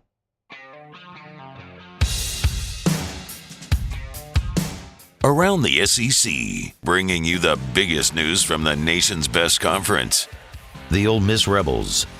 Tight end Hayden Bradley has committed to Ole Miss, a 3-star tight end out of Buford, Georgia. Committed to the Rebels over Florida, Michigan, Penn State, and South Carolina. Those were his top 5 schools that he announced on April the 24th. Took a visit to Oxford and said, quote, "That place is special," privately committed to Lane Kiffin, and then made his intentions public over the weekend. 6'5", 215-pound recruit will play his college football in Oxford. The Missouri Tigers. Missouri wide receiver Chance Looper has entered the transfer portal. He's the son of current Tigers running back coach Curtis Looper. He did not see the field the last 2 seasons, so sidelined in 2022 with a blood clot in his lungs and then did not return in 2023. But when he did play in 2021, recorded 21 receptions for 203 yards and a touchdown. one catch for 69 yards as a true freshman. 6'3", was a 3-star prospect out of Texas coming out of high school, will now search for a new destination. The Kentucky Wildcats. A couple stories here for Kentucky. Let's start on the gridiron. Former Michigan defensive back DJ Waller has committed to Kentucky out of the transfer portal. Matt Jones from Kentucky Sports Radio reported the news first over the weekend. Waller spent just one season with the Wolverines, so he'll have 3 years of eligibility remaining, 11 games in his 1 year, mostly on special teams, did record 12 tackles and 1 pass breakup. The season high was 4 tackles against UNLV. A 3-star prospect out of Youngsville, Ohio, was ranked the number 62 safety overall in the class of 2023, now in Lexington. And then another commit for Kentucky out of the transfer portal. This one on the basketball court. Oklahoma State transfer center Brandon Garrison will now play for Mark Pope in his first year as head coach. 6'11", chose the Wildcats over Oklahoma, Texas, and others. Averaged 7.5 points, 5 rebounds, and 2 assists per game in his first season in Stillwater, now with Kentucky. The Vanderbilt Commodores. This is a familiar name for everybody around here. Memphis defensive back transfer Maurice Hampton has committed to Vanderbilt. So Mo Hampton, of course, you might remember, class of 2019, started his career at LSU, played both baseball and football, and then would transfer to Samford after 37 tackles in his career at LSU. Entered the portal during baseball season, went to Samford and just played baseball. Paused his football career. Now will transfer to Vanderbilt, and as everyone understands it, only play football. Good. I'd be mad if I saw Mo Hampton out there playing center field or right field for the Vanderbilt Commodores in Tim Corbett. But he's got to play safety for Clark Lee. The Mississippi State Bulldogs. And Mississippi State saw center Jimmy Bell enter the transfer portal. Began his basketball career at St. Louis, eventually ended up at West Virginia, then transferred to Mississippi State last summer. This past season, played in all 35 games for Chris Jans, including 16 starts, averaged 5 points, 5 rebounds, had 20 blocked shots, and helped lead Mississippi State to its second straight NCAA tournament. Interestingly enough, he also did kind of walk onto the football team and go through spring drills with Mississippi State. Did the same thing at West Virginia, so could do the same thing at his next location as well. Was not ranked in the class of 2019, according to On3. That is around the SEC. This is after further review here on a Tuesday. We're presented by Sunshine, your hometown John Deere dealer in Louisiana. Musso filling in for Moscona. Just about halfway home here. Scone is back tomorrow. He had a quick trip up to New York that I'm sure he'll mention probably when he gets back. But he will be back tomorrow, host the show Wednesday and Thursday, and then one more programming note actually there. Scone will be out Friday, so I will be back in the host chair that day. So you get 3 days of Moose this weekend. It's been fun. We've had a good show and a half here, and we have plenty left to go here on this Tuesday. If you're watching on the 104.5 ESPN YouTube channel, go ahead and smash the like button, get subscribed up as well if you have not done so already. We're going to grab a break, come back on the other side, talk some LSU football. LSU has to replace Malik Neighbors and Brian Thomas. They got plenty of bodies to do it, but there's one guy that's going to have a much bigger role than he's seen in his first 2 years at LSU. We'll tell you about that next here on AFR. AFR.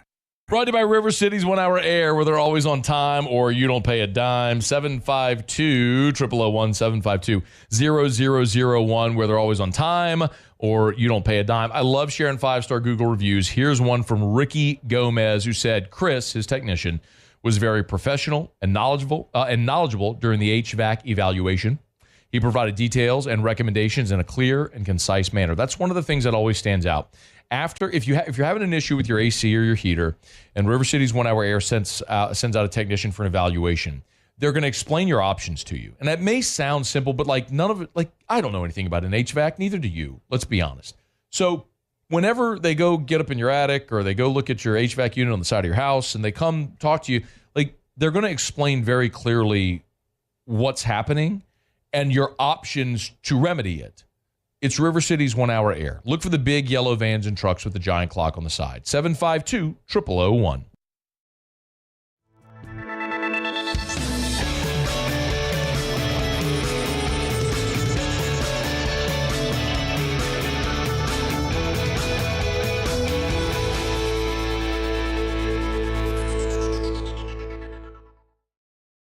Dylan Cruz here to tell you about Six Rings Baseball and Softball Camp. If you live on the North Shore and play ball, go to Six Rings Camps with former LSU assistant coach Dan Canaveri. His knowledge is second to none, and your child will improve and have fun doing it. Camps were held at Coquille Park and Six Rings Academy in Covington with 4 sessions over the summer. Full day and morning only sessions are available from ages 7 to 13. Go to sixringsbaseball.com or call 985-206-9096. Learn the game to love the game. The Windsor Senior Living Community in Mandeville, Louisiana is a beautiful, vibrant apartment community geared towards seniors. They are nestled right in the heart of Mandeville, where seniors live a more carefree lifestyle in spacious apartments with the peace of mind that comes from having a little extra help. Call the Windsor at 985-624-8040 to schedule a lunch and tour. Come see how the Windsor can be your passport to peace of mind. Hey, it's Matt Moscona. For years, you've heard me tell you about Insurance Network of Louisiana, helping you find better coverage for less money. But it's not just for your home and auto. They also offer commercial property. So, retail stores, professional offices like doctors, dentists, attorneys, clothing boutiques. Insurance Network of Louisiana can find you better coverage for less money. They service the entire state of Louisiana, and they're local. So call today at 293-0450 or lainsurance.net. Breck teamed up to reimagine your parks, and you imagined big. With your help, we went to work, creating 12 beautiful community parks across the parish. A family-sized water park, miles and miles of trails, and parks just for your dogs. There are more places to splash, to explore, to run wild, and even soar. You imagined, we delivered. Gold. Breck, your #1 park system in the nation. Yo, Jake here from my friends over at Community Steel Company located in Gonzales, Louisiana. The local place you can turn to for all of your metal building needs. Notice I said local, not Houston, not Dallas, not Atlanta, but right here in Gonzales. Visit them at their brand new state-of-the-art website at communitysteelco.com or pick up the phone and give them a call today to answer all of your questions on your metal buildings, roofing and sheet metal, and any other steel needs you or your business need at 225-647-2020. Bayou Chrysler Dodge Jeep Ram is taking $11,000 off the new 23 Dodge Charger. We're open for business in our beautiful new showroom and taking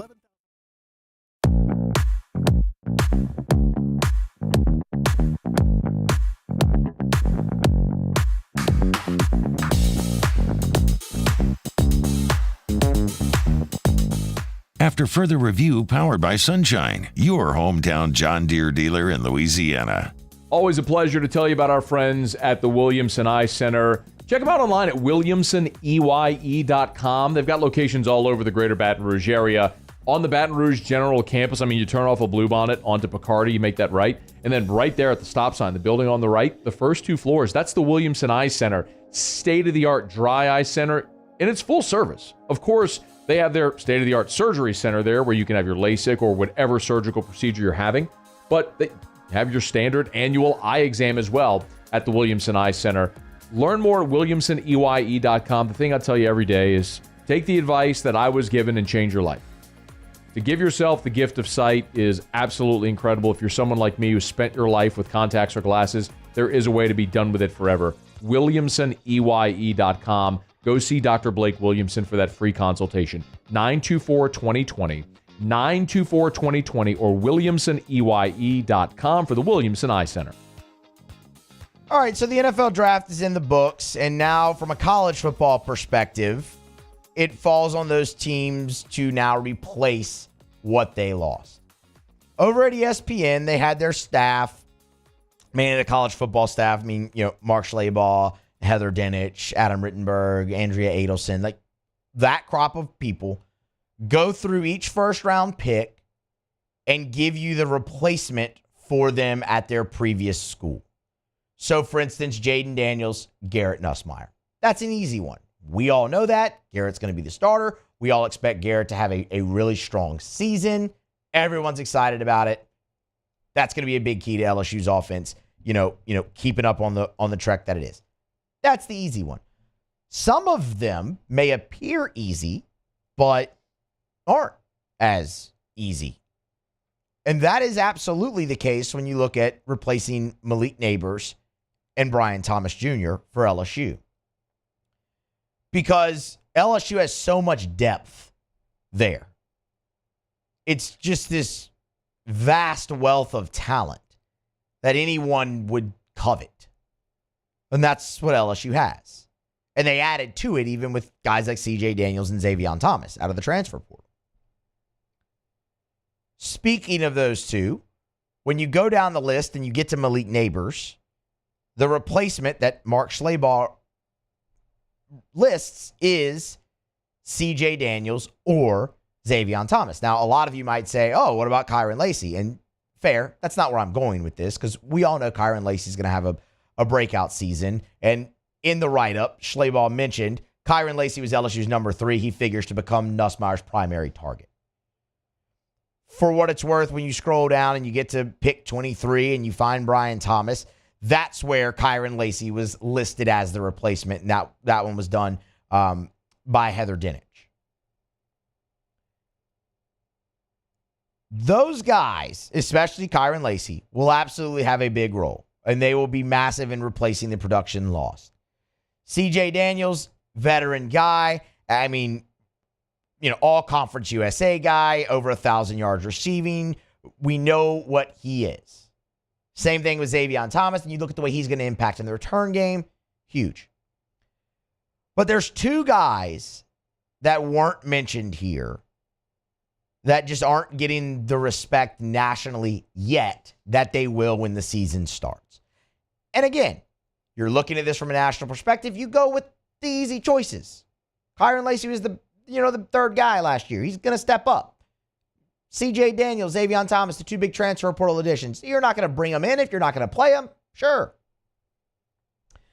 But I'll take you back to spring practice and Brian Kelly. And Brian Kelly was asked this question, kind of about replacing production, but specifically how the tight ends could help replace production. And this is what he had to say about Mason Taylor, who's going into his third year at LSU. He's a player that we're going to count on much more than we did last year. I mean, he's going to be a central figure in what we do. And Garrett looks to him as well. And so I think that in this offense, the tight end will be featured quite regularly. It wasn't just Brian Kelly either. How about Joe Sloan, the guy who's going to be calling those plays? He talked about Mason Taylor and the role that he'll play in 2024. Mason Taylor is one of our best football players. LSU fans know him for the last 2 years and just his consistency and his ability to make plays. And I think we want to find ways to get him the ball. And I think you could see Nuss working his way, or obviously we're going to go where the read takes us, but putting him in positions where he potentially is the first, second, or third read, where the ball maybe will find him a little bit more. But I think, just from a consistency standpoint and an experience standpoint, he obviously brings a ton. And I think he's one of the best tight ends in the country, and we definitely want to utilize him that way. That's the head coach and the play caller telling you how big of a fixture Mason Taylor is about to be in this offense. And they both said very similar things. Garrett looks to him. Garrett trusts him. You're familiar with him, but he's going to be featured. He's going to be a big part. We want the tight end position to be that. Joe Sloan said he's one of their best football players and one of the best tight ends in the country. Look, I don't know if for this piece ESPN did, you specifically had to, replace a receiver with a receiver, but Mason Taylor is going to be a massive part of replacing the receiving yards lost in Malik Neighbors and Brian Thomas going to the draft. The head coach and the play caller told you that. If that's not enough, you've already seen it. Go back to the bowl game. Mason Taylor in the bowl game versus Wisconsin had 7 receptions, career high, 88 yards, tied his career high. He had a career game the first time out with Joe Sloan calling plays and with Garrett Nussmeier throwing him the football as the starting quarterback. That's what you're getting ready to see. That's going to be a massive part of replacing the production lost with Malik Nabers and Brian Thomas heading off to the NFL draft. You can take their word for it, or you can look at what you've already seen. Not to say that Xavier Thomas won't have a big role. Not to say that C.J. Daniels won't have a big role. Not to say that somebody like Aaron Anderson or Shelton Sampson or guys like that will have a big role. But those are the easy choices when you're looking at this from a national perspective. When you're a little bit here, a guy like Mason Taylor is somebody that you're absolutely going to see burst onto the scene more this year and become more nationally than just the guy who caught the 2-point conversion against Alabama in 2022 as a freshman. You could see Mason Taylor become, instead of the guy who caught the 2-point conversion against Alabama, the next great tight end to come out of, Brian Kelly's tutelage. Join guys like Kyle Rudolph, Cole Kmet, Michael Mayer. You know the list. I'm not going to sit here and tell you that he's going to have a 1,000-yard season or catch 15 touchdowns or anything like that. But he's going to grab the national attention at some point this year because of the increased role that he will have. The other guy that is going to get more publicity nationally this season is Chris Hilton. Listen to what Brian Kelly said about Chris Hilton in spring this season. When guys move on, it thrusts you into, that position of need, leadership, whatever words you want to call. And he now knows that the mantle has been passed to him and it's his time. I think he's really done an outstanding job of, being the next wide receiver up at LSU. Every day he's gone out there and practiced at a high level. He's developed a consistency at that position that I think at times maybe you could argue that he was, lacked consistency, whether he was hurt or whether he would drop a ball. We haven't seen any of that. Chris Hilton has put himself in a position to be next, Brian Kelly just said. Again, the head coach is telling you that. And again, you've seen it. Go back to the bowl game. Chris Hilton was your fourth leading receiver that day. Like when you don't have Malik Nabers, well, you had him a little bit in that game. Brian Thomas played the whole thing.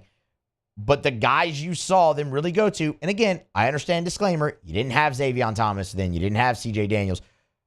But after Brian Thomas, it was Kyron Lacy, Mason Taylor, Chris Hilton Jr. 56 yards and a touchdown. Had a massive catch late in that game down the sideline to put LSU in position to win. And on top of that, for the same reason you can expect a big breakout year for Kyron Lacy, whether it's him being, the number 3 guy last year or whatnot, the relationship that he has with Garrett Nussmeier, running twos with Garrett Nussmeier for so much, Chris Hilton has that as well. There's already that continuity there. They've played a lot of football together in practice. You haven't seen a lot from Chris Hilton on the field, whether it be injuries and we all know his journey, injuries or, being behind guys like Nabers and Thomas and just everyone that he has had to fight through. But now it appears it's his time too. Those are the two guys. Like LSU, like we said at the start of this, has just an embarrassment of riches at the wide receiver spot. And that's why it's kind of hard to predict who's going to be the, key replacements for Malik Nabers and Brian Thomas now that they're off. Kyron Lacy's a given. And yeah, the guys out of the portal will help. But the two guys you're not hearing enough about nationally that you will when the season starts are Mason Taylor and Chris Hilton, because they're going to have really big roles in this LSU offense, and they're going to have really big years for the LSU offense as well. And when you look back at it, you're going to go, yep, they were key. They were key in replacing the production. And then I really just want to see if a guy like Shelton Sampson can grab hold of it. They were really complimentary of him towards the end of spring practice with him, really starting to take that next step, really starting to come along. There's just more development that has to go along there. But there will be no shortage of pass catchers for Garrett Nussmeier to distribute the football to. And I'm fired up to watch Mason Taylor go out there and have the 2024 that they're telling you they expect him to be able to have. So that's something that should be awesome to watch going forward here as LSU heads into summer and then camp and then the season. It's almost here, y'all. Season never really ends. That's for sure. All right. We're going to grab a break. We're going to come back on the other side. Tigers and the Pros, obviously, to wrap up hour number 2 of AFR, and then we got a final hour coming up. Do stuff to get to some LSU and LSU baseball as they'll host Grambling tonight at the Box. We should have a lineup, obviously, about an hour before first pitch. So before we get out of here, we have some time earmarked to talk about that game. It'll be interesting to see what direction LSU goes on the mound there against Grambling tonight, with obviously Cade Anderson being used on Sunday in game number 3. He had kind of slid back into that midweek starting role, but having him throw 62 pitches against Nichols in the midweek and then start the game against Auburn, I would imagine that kind of takes him out of commission. So you'll see an interesting array of arms, I would imagine, from LSU here tonight on the bump against Grambling. So we'll get that announcement when we get the starting lineup, probably around 5:30 or so. So we'll run through that, and I'll definitely have some thoughts. All right, let's grab a break. We'll come back on the other side. It's Tuesday edition of AFR presented by Sunshine, your hometown John Deere dealer in Louisiana. Tigers and the Pros wraps up hour number 2 next here on AFR. AFR. If you're a business owner, you're going through the hiring rat race, and it's just been tough, especially since COVID. It's been that way for a lot of businesses in basically every different industry. Finding qualified people that can or want to work that will stay. If you've had those issues, you need Glow Resources. Glow Resources is not a last resort. They're not a temp staffing agency. Glow Resources works for you, the business owner. And they want to grow that relationship to where you have longevity with them. At Glow Resources, when they place one of their employees within your company, they have a 93% retention rate. And if for whatever reason the employee that they hire for you doesn't work out within 60 days, they'll find you a new employee for free or give you a prorated refund. It's Glow Resources. GLO, glowresources.com. Bayou Ford has $10,000 off F-150s, $10,000 off the new F-150 truck, plus 1.9% for 72 months. And all new Bayou Ford vehicles come with a 1 million mile warranty. The crew at Bayou Ford is going to do right by you.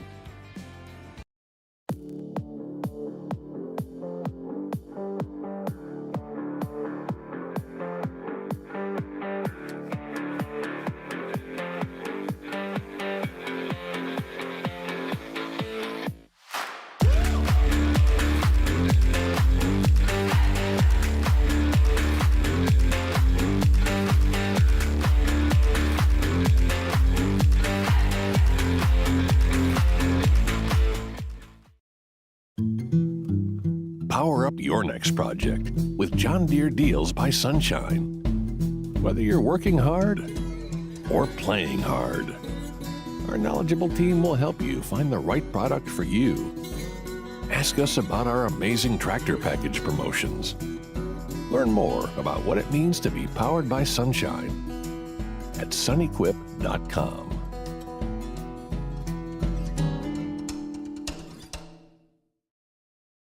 Jerry and Benny Payne began Central Plumbing Company out of their driveway in Tanglewood Subdivision. 50 years later and 4 generations down the road, we continue to serve Baton Rouge and the surrounding areas for all of their plumbing needs. Residential, commercial, industrial, or hospitality, Central Plumbing is here 24/7, 365. We want to thank our customers, family, and friends for 50 years of success. And looking forward to 50 more. I've been doing business with Luba for 25 years. They're dependable, trustworthy. It's just the attention to detail with our clients. Our folks have years and years of experience. They're highly trained professionals, but many companies have that asset. What I'd like to think makes Luba a bit different is that we use those talents in a way that truly is dedicated to serving the needs of the folks who depend on us. There it is, the extra mile, on the border of expected and extraordinary for those willing to go further, like vans customized for work or play, with safety and tech to keep you connected, supported by a 5-star sales service and finance team, and backed by the 1-star you know. So go the extra mile. It's never crowded because so few have what it takes to go there. Mercedes-Benz Vans. At Relief Windows, we're more than windows. We're windows, doors, hardy plank, and vinyl siding. But our number one product is always customer satisfaction.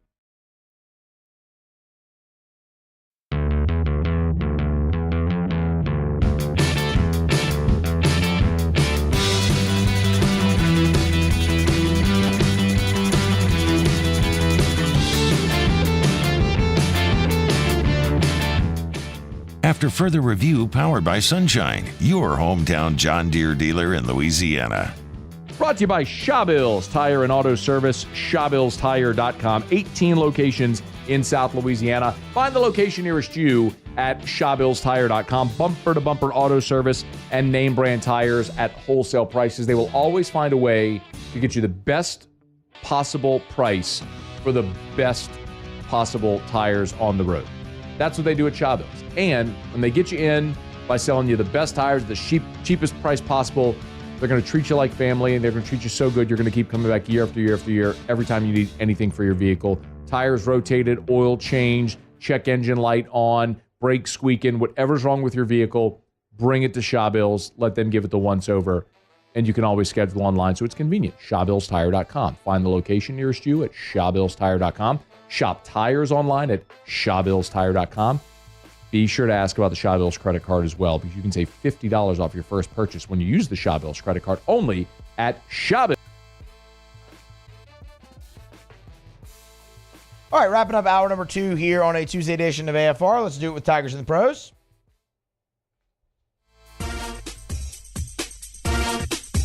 Tigers and the Pros. They still bleed purple and gold. They're just really rich now.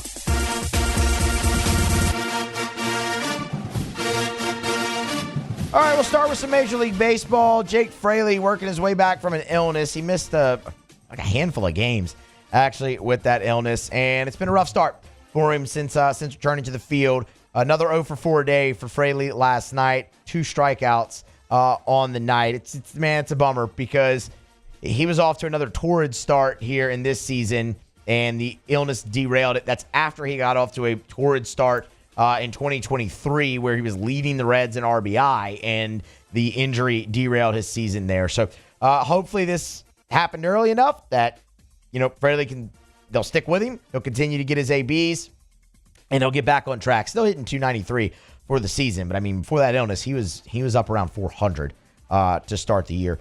UFL, we didn't get to it yesterday because we had a bunch of undrafted free agents and NFL draft stuff to go through in Tigers and the Pros, so we'll catch back up on that today. John Trey Kirkland, again the leading receiver for the San Antonio Brahmas, 6 receptions for 43 yards, came off of 9 targets along with 12 in that ball game. Oh, look, Alizé Mack. Speaking of former Brian Kelly tight ends and New Orleans Saints draft players, he's on the Brahmas. Good for him. Danny Etling from the Michigan Panthers, starting quarterback there right now, filling in for the injured starter. 14-21 for Etling the other day, 175 yards, completed 67% of his passes, no touchdowns, no interceptions as well, though. That was after he came in relief the week prior, threw for over 100 yards, did have a touchdown. The Danny Etling performance, if I've ever heard one. That it is, isn't it? That and whenever he ran for, this is what we brought up when we mentioned him last week. In the preseason, when he was with the Patriots, and he ran for the 82-yard touchdown, and Bill Belichick said, "You're going to play receiver." And he did not play receiver. But Belichick was like, "Oh, look at this. White guy with wheels. Let's put him in the slot." And I was like, no, Danny Etling's a good quarterback. He's not a receiver. But yes, Etling with the Michigan Panthers. That's Tigers and the Pros. All right, this is After Further Review on a Tuesday, presented by Sunshine. One more hour to go here on this Tuesday, filling in for Moscona. He'll be back tomorrow. Want to start hour number 5 with a look at some way too early mock drafts for 2025. We went through a lot of them. We can go a couple different angles. We'll obviously look at the Saints and what they have doing. You can also get a feel for predicted order of finish from these publications in your division, just with the draft order they're going off of. So we'll look at that. But what I really want to do is take a look at it from an LSU perspective, and not so much the guys that they have going in the first rounds of these mocks, because I think that is predictable. Like, I think you know who a lot of those guys are going to be. I want to look more at who are some guys that could find their way in the first round of the draft, play their way into the first round of the draft with good performances here in 2024. So we'll do that to start hour number 5. SportsCenter is coming up next. That'll get you caught up on all your national headlines. And then it is hour number 3 of AFR here on a Tuesday. AFR. Gulf Coast Bank and Trust is giving our customers the power to bank anywhere, anytime during this challenging event. And we're right there with you. Our mobile banking app is a smart way to manage your money and time. Gulf Coast Bank and Trust, the bank that cares about you. There it is, the extra mile, on the border of expected and extraordinary, for those willing to go further, like vans customized for work or play, with safety and tech to keep you connected, supported by a 5-star sales service and finance team, and backed by the 1-star you know. So go the extra mile. It's never crowded, because so few have what it takes to go there. Mercedes-Benz Vans.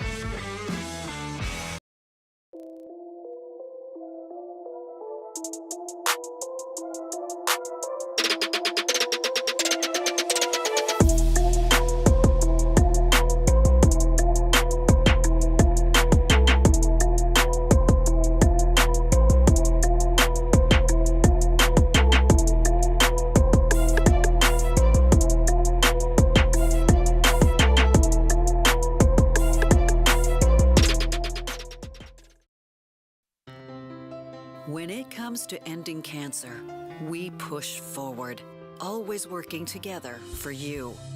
That's why our cancer experts at Ochsner have clinically integrated with MD Anderson Cancer Center. This means advanced cancer care, including access to life-saving clinical trials and integrating care to treat the whole you. Introducing Ochsner MD Anderson Cancer Center. Long live you. Electricity is all around us, and our families depend on it. Every day is sparked by the power of a cold drink or a warm meal, a movie night, and a comforting light at the end of a dark hallway. From sunrise to sunset, playtime to bedtime, our team is ready to take care of your electrical needs. Even in the case of an after-hours emergency, the light in your life shines brighter with Mr. Electric. Hey, it's Matt Moscona. For years, you've heard me tell you about Insurance Network of Louisiana, helping you find better coverage for less money. But it's not just for your home and auto. They also offer commercial property. So, retail stores, professional offices like doctors, dentists, attorneys, clothing boutiques. Insurance Network of Louisiana can find you better coverage for less money. They service the entire state of Louisiana, and they're local. So call today at 293-0450 or lainsurance.net. At Relief Windows, we're more than windows. We're windows, doors, hardy plank, and vinyl siding. But our number one product is always customer satisfaction. Visit us online at reliefwindows.com.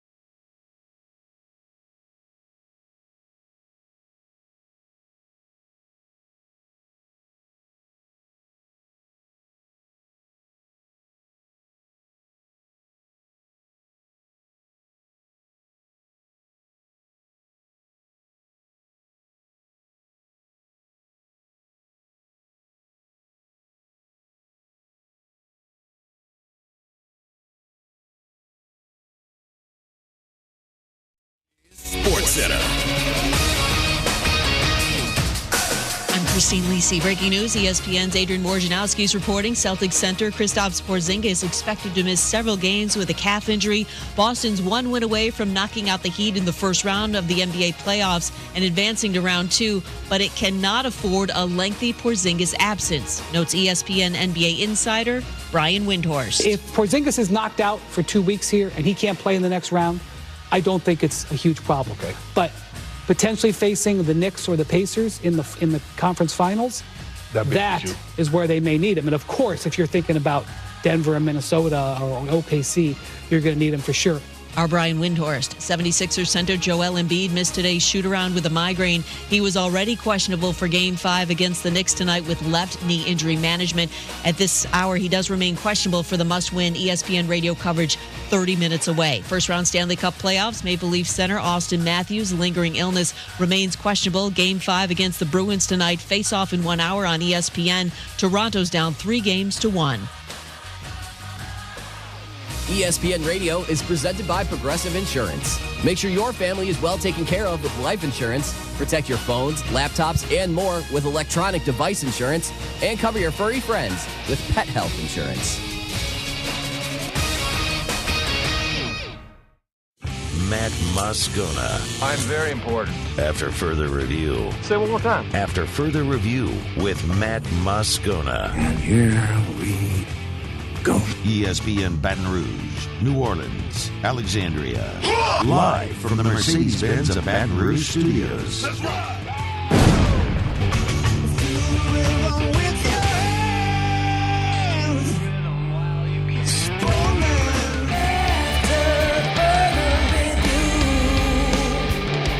Hour number 3 of After Further Review, off and running. Musso in for Moscona, Jacob Beck and Paul O'Neill along for the ride as well. 2 hours in the books, 60 minutes left to go.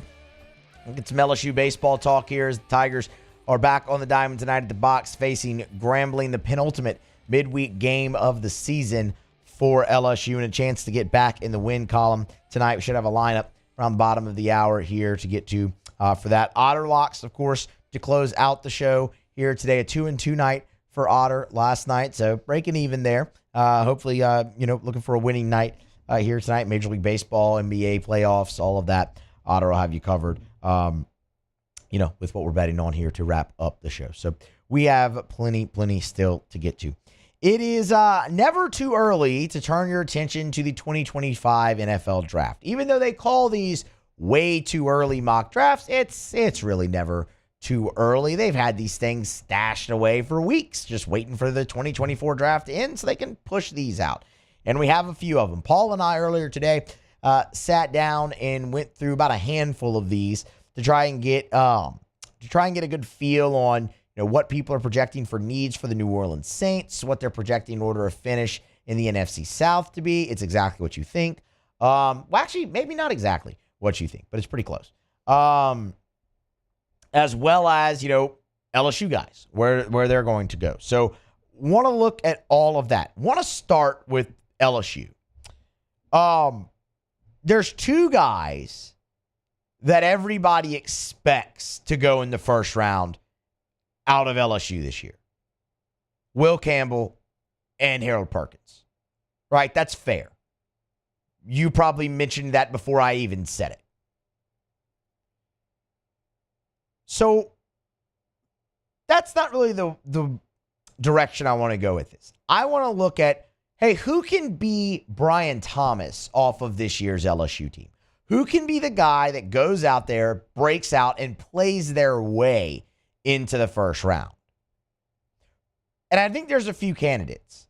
For what it's worth, when you look at Will Campbell and you look at Harold Perkins, going through all these mock drafts we looked at, Will Campbell was anywhere from 2nd overall. Pro Football Focus had Will Campbell going 2nd overall to the New England Patriots. So it's obviously not going to be a very good first year for Drake May or Gerard Mayo up there in Foxborough. So that was the ceiling. There was also one mock draft from CBS Sports that didn't even have Will Campbell in it, which the only reason I can think is they honestly just forgot. because every other draft had him in this, and every other draft had him no lower than 12. So I think, seriously, they might have just forgot. Will Campbell, if he stays healthy, is going to be a first-round draft pick. When you look at Harold Perkins, everyone assumes he will be a first-round pick, and he was from anywhere from 4th overall down to 17th.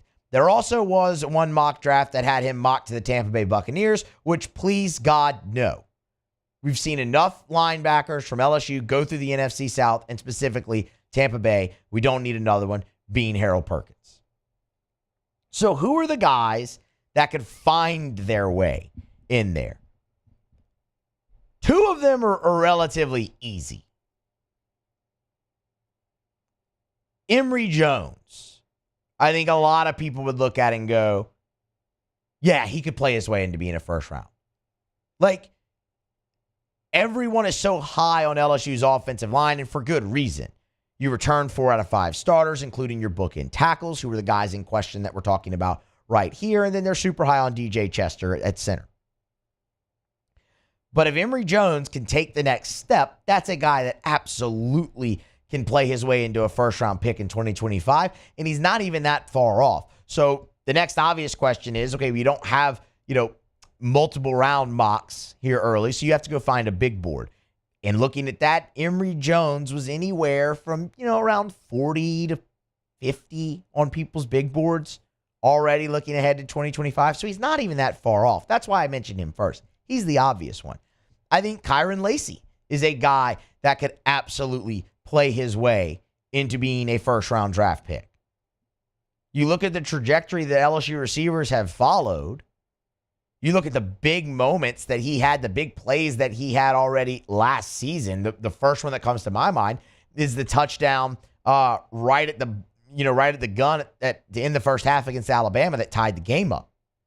It's a completely different ball game to start the second half if Kyron Lacey doesn't spin off of tacklers and get into the end zone. That's the kind of talent you're dealing with there. And now he's the feature guy in this. Malik Neighbors wasn't a slam dunk first-round draft pick last year for LSU at this time. You had some drafts that had him in there, but it wasn't just slam dunk. He played his way into a slam dunk top 10 pick. Brian Thomas definitely wasn't. He played his way in. So you look at the trajectory of LSU receivers, and sure, I think Kyron Lacey absolutely could. The other one is a guy we talked about earlier, Mason Taylor. Tight ends normally don't go in the first round. I understand that. It's rare. Even some of Brian Kelly's best tight ends have been second-round picks. But they're super high on him, and I want to see if he could maybe play his way in there. He fits exactly what the NFL wants at the position now. Could you get a team that falls in love with him and takes a flyer on him at the back end, maybe trades back in or something like that if he's going to be projected to be a high second-round pick, and there's a team that just loves him? Could they trade back into round 1 and take him? Sure, I think that's a plausible option. I don't think it's maybe likely, but after you get past Emory Jones, after you get past Kyron Lacey, it does get a little bit, you get into a little bit more of the less likely scenarios. But as you could probably tell, listening to this today, I'm really high on Mason Taylor and what they're going to use him for. So I'd love to see that. Defensively, it gets a little bit more difficult once you get past Harold Perkins because I think the talent, you're still a little bit iffy on it. Now, I also think the story's not finished because you don't know what you've gotten out of the transfer portal at defensive tackle. The 2 guys that LSU's in on the portal could absolutely end up getting into the conversation for this, but they're not officially Tigers yet, so you can't go down that road. That's why I've leaned more towards the offensive players here, in this exercise. And then, we'd be remiss if we didn't throw Garrett Nussmeier into the conversation. Nuss should be able to put up a lot of yards, a lot of statistics.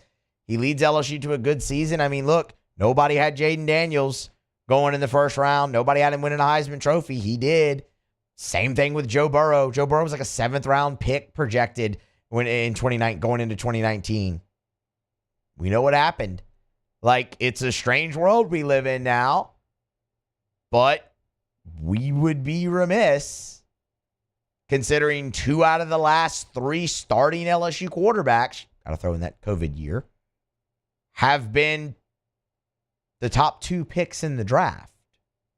So, yeah, you throw Garrett Nussmeier into this as well. Can he play himself into a first-round pick? I think that's absolutely plausible. Now, if you shift gears and you go towards what we saw from the Saints in these, one thing that surprised me was where everybody had the Saints kind of picking. Most of the mock drafts had the Saints picking behind the Falcons, like as the second latest team, saying the Saints are going to finish, second in the division or so. The Falcons will win it. Obviously, they'll make the playoffs and whatnot, and you'll go there. And that makes sense. They're the favorite. But a lot of the times, looking through this, it was Panthers, number 1, Bucks somewhere in between, Saints, and then Falcons, which I did find that. I found that interesting. When you look at who the Saints were taking, the CBS Sports mock draft, who also did not include Will Campbell, had the Saints taking Cameron Ward, quarterback. He's now at Miami, spent last year at Washington State. Look, you can understand it, right? I mean, Derek Carr, you're going to be in year 3 there. You have the off-ramp after that. Is that potentially, the time when the Saints would get back into the market? Absolutely. But the Saints just aren't going to draft a quarterback in the first round. It's just not going to happen. They don't do that. They've done it one time. It's not what they do. They take Jay Kaner in the 4th round. They take Spencer Rattler in the 5th round. That's what the Saints do. So that's why I look at that and I go, no. And the Saints will have, it's hard to say there's going to be a bigger need than quarterback because it's the most important position. So I'm not going to say that. But the Saints will have other pressing needs next year as well. You take your pick. Cornerback could be a interesting need for the Saints. What happens with Marshawn Lattimore? Offensive line is still probably going to be a need for the New Orleans Saints in 2025. And so on and so forth. If you look at a mock draft from Pro Football Focus, this one I found interesting. They had the Saints taking wide receiver Luther Burden out of Missouri. That'd be great. I'd be on board for that type of weapon coming in. And everyone linked the Saints heavily to receiver in this past year draft. Again, yeah, that could absolutely be another big position of need. Chris Olave, Rashid Shaheed, great. After that, how do you feel? What can you get out of Bub Means, who you took in this year's draft? That's a fair question. After that, you signed a lot of guys to 1-year deals. Are they back or not? Yeah, receiver is going to be another position again next year that the Saints are looking at. And then, of course, there's defensive line as well. And forgive me, I have to find the correct mock draft that had that, but it had the Saints taking the edge rusher from Ohio State, which just makes a lot of sense. JT Tuimoloau. I screwed that up. I even looked up how to pronounce his name in the segment before the segment and still didn't get it right. But it doesn't matter. He plays for Ohio State. If he's there, the Saints would probably absolutely take him. And you do probably need edge rushers. Cam Jordan's running near the end. I think he kind of put a 2-year timeline on it when he had a chance to speak on the record here recently. Sure, Isaiah Foskey, that hasn't necessarily potentially panned out, so you're going to be looking there. The problem is there's also been mock drafts that have had him going number 1 overall, so he might not be there. For the New Orleans Saints. And then the last one I'll point to is the Saints taking Ollie Gordon, running back from Oklahoma State, 10th overall. This was a Fox Sports mock draft. And look, that'd be great. I mean, and again, running back is one of those interesting positions for the Saints because Kamara is not getting any younger. And, Kamara is not getting any younger. Obviously, you drafted Kendre Miller last season, and he spent most of it injured, so you don't really fully know what you have there. It's just the big takeaway that I had from going through all these different mock drafts and looking at it from a Saints perspective is the needs they have just seem to be never ending right now. You can point to every position and be like, yeah, with what's coming up, aging player, contract, whatever it might be, injuries, they have a lot of openings to fill, and it's not super encouraging to see that when you're wanting your team, to be good now, like everybody does. So it'll be interesting to see, but that's your first look at way too early mock drafts here on After Further Review. All right, we're going to grab a break. Come back on the other side. We know the contract numbers. Contracts are signed for all the LSU draft picks. We'll give you those details as well. And something that's come out. The Patriots got some pretty lucrative offers at number 3, and they turned them all down. They took Drake May. We'll tell you what they were offered next here on AFR. AFR.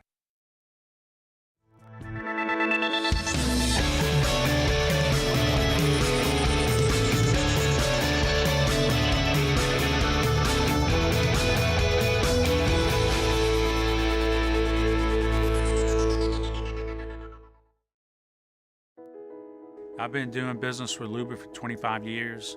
They're dependable, trustworthy. It's just the attention to detail with our clients. Our folks have years and years of experience. They're highly trained professionals, but many companies have that asset. What I'd like to think makes Luba a bit different is that we use those talents in a way that truly is dedicated to serving the needs of the folks who depend on us. Dylan Cruz here to tell you about Six Rings Baseball and Softball Camp. If you live on the North Shore and play ball, go to Six Rings Camps with former LSU assistant coach Dan Canaveri. His knowledge is second to none, and your child will improve and have fun doing it. Camps were held at Coquille Park and Six Rings Academy in Covington with 4 sessions over the summer. Full day and morning only sessions are available from ages 7 to 13. Go to sixringsbaseball.com or call 985-206-9096. Learn the game to love the game.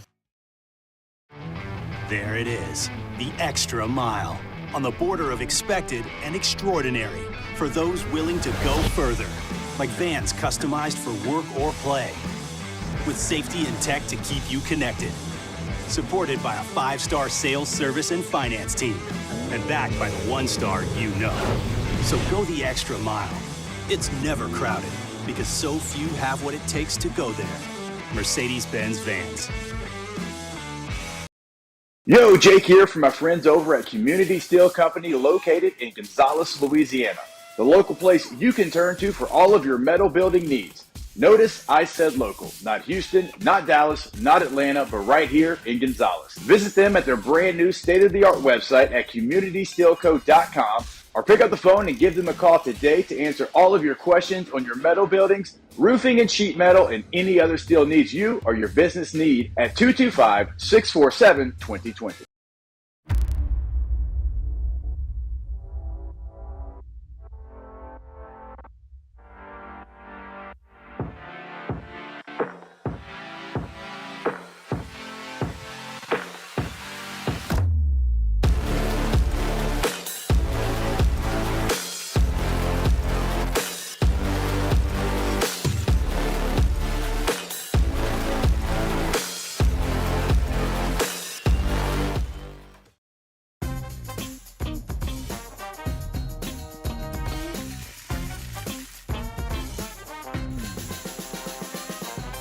The best kept secret in town is out. Discover Tallulah at the Renaissance Hotel on Bluebonnet.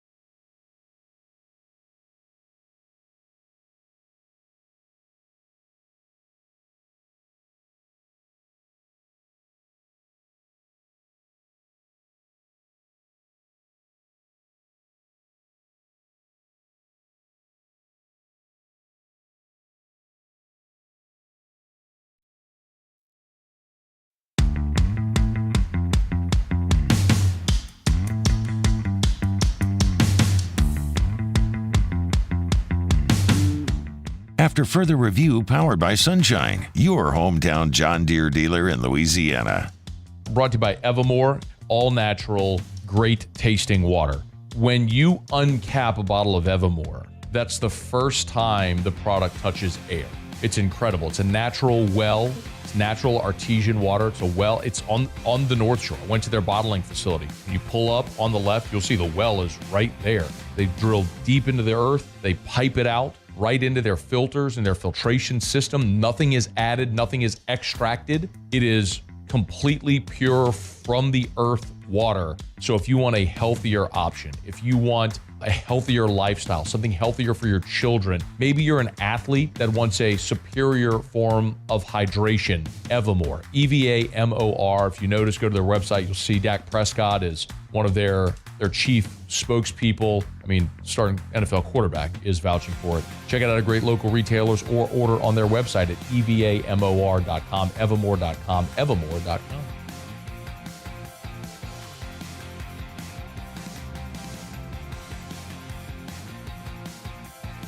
Whew.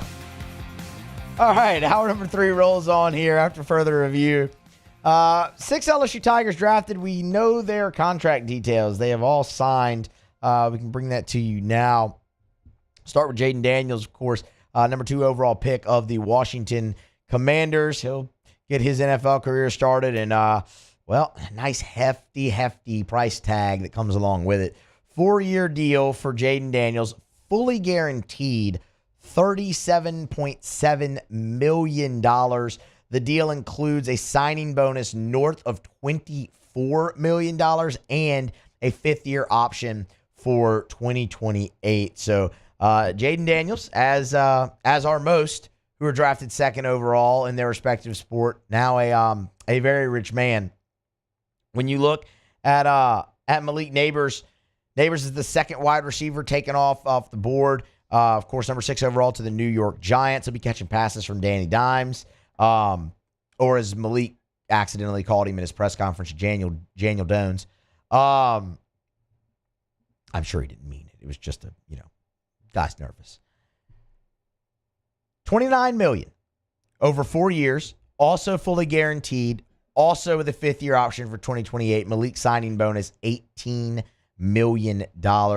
Brian Thomas Jr., final first-round pick for LSU, and the first of 3 that signed with the Jacksonville Jaguars. Went 23rd overall, 4-year, fully guaranteed contract at $14.6 million, 5th-year option as well for 2028, and a signing bonus just north of $7 million.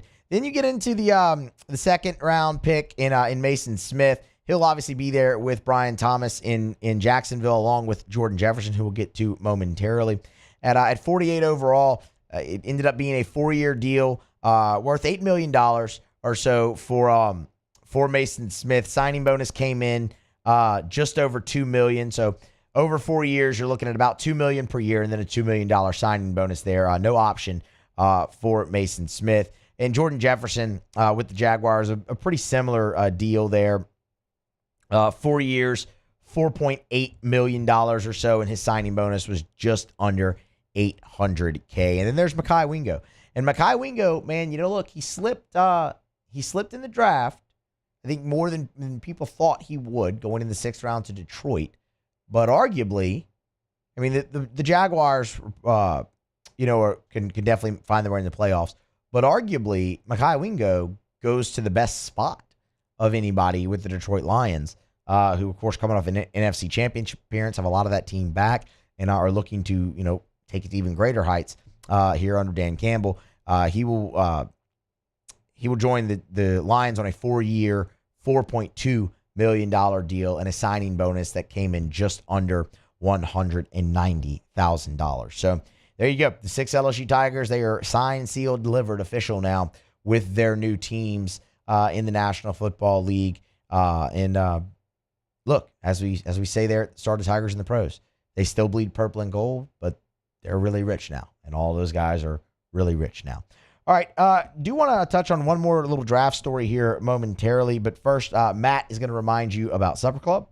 We're brought to you by Supper Club. You can book your reservation, supperclubbtr.com, supperclubbtr.com. One of the things about Supper Club that I love is if you want to go to Supper Club and be a baller, you can do it. You want to go to Supper Club and order a $5,000 bottle of Chateau Lafite Rothschild, you can do it. You want to go have $400 shots of cognac, you can do it. You can have experiences at Supper Club that usually are reserved for Las Vegas and New York and Paris and Abu Dhabi. Like, that's here in Baton Rouge. But the thing you got to remember as well, if you want to go to Supper Club and have the best steak of your life and have a few appetizers, a dessert, bottle of wine, you can do it as affordably as any other restaurant in town. But the experience at Supper Club is unmatched. Introduced open seating at the bar, first come, first serve. So if you knock off of work, you want to head by Supper Club, you can walk in without a reservation, see if you can grab a bar stool or a table by the bar as well. Have a great dinner, maybe cocktail, close some business. Book your reservation, supperclubbtr.com, supperclubbtr.com. So every year around the draft, there's a bunch of speculation about trades and things of that nature, and probably no more so than there was this year. That was wild. And you'll remember the New England Patriots were one of those teams kind of in the center of that at number 3. And it came about because their general manager, Elliott Wolf, said they were open for business. Like, that was his quote. They were open for business and considering all options at number 3. And he was asked later about that. And, have you gotten offers? How's it looking? Things of that nature. And he said they had gotten offers, but none of them were, I can't remember his exact wording, so I'll paraphrase. None of them were strong enough. It wasn't a strong enough offer. It wasn't anything that they should seriously consider, is more along the lines of what he said. Mike Reese, who covers the New England Patriots for ESPN, has now reported what at least 2 of those offers were. And if these weren't serious enough offers, then either Elliott Wolf wanted an absolute king's ransom for the number 3 pick, or he was lying. Mike Reese reports that both the Giants and Vikings tried to move up. That's interesting. We all knew the Vikings were trying to move up. It's interesting, though, to hear that the Giants actually were, because on draft day, we sat here and talked about, was that just a smokescreen? We played audio from Matt Miller. He explained why it could have been that, where the Giants coveted a wide receiver, and they were just trying to get a quarterback-needy team to move up, that maybe also move up in, not necessarily to New England, but maybe trade with Arizona and take a quarterback there, and then a wide receiver could potentially fall for them because the Chargers didn't need one or whatnot. And it could have been an easy smokescreen. But seeing that they, did call the Patriots shows that they are interested. If these reports from Mike Reese are, factual, which we have no reason to believe they aren't. He's a very credible journalist. The Giants' offer to the Patriots was the number 6 overall pick and their 2025 first-round pick. So 2 1s for the Patriots 3. And for the Patriots number 3 pick, I should say. Not a 3 as in a third round. That was turned down. Keep in mind, New England could have easily gotten a quarterback at 6. Like that. You saw, 6 quarterbacks go in the first 12 picks? Easily could have gotten a guy there. No. How about what the Giants offered? How about what the Vikings offered? Both their first-round picks in 24, so that was 11 and 23, and their 2025 first-round pick. In exchange, they wanted number 3 and 2 mid-round picks. The Patriots got offered 3 1s. 3 1s for the 3rd pick and said no. And again, you could have easily packaged that and moved back up and gotten a quarterback, or wait for a quarterback to fall to you there. Bo Nix went 12. J.J. McCarthy went 10. He went 10. And they said no. And that's the one that really surprises me, because of the other thing that Elliott Wolf had said was that, they valued gaining picks. They had a lot of needs. They were going to be a team that drafted plenty. They wanted to get as many assets as they could. You were offered 3 first-round picks. So what that tells you is not necessarily that the Patriots knew they had to take a quarterback. What I look at that and say, the Patriots loved Drake May. Like, the Patriots coveted Drake May in the top 3. They wanted one of those top 3 guys, and that was the only way to get them. Because you easily could have traded back up with 3 first-round picks, or waited and stood pat there at 11 or whatnot and had a guy available to you with the run on quarterbacks you saw in the first 3 picks. They wanted Drake May. They got him. Let's see how that works, because I think there's plenty of people skeptical of what Drake May can do at the next level, but he'll do it in Foxborough. And the Patriots turned down a total of 5 first-round picks combined just in those 2 offers.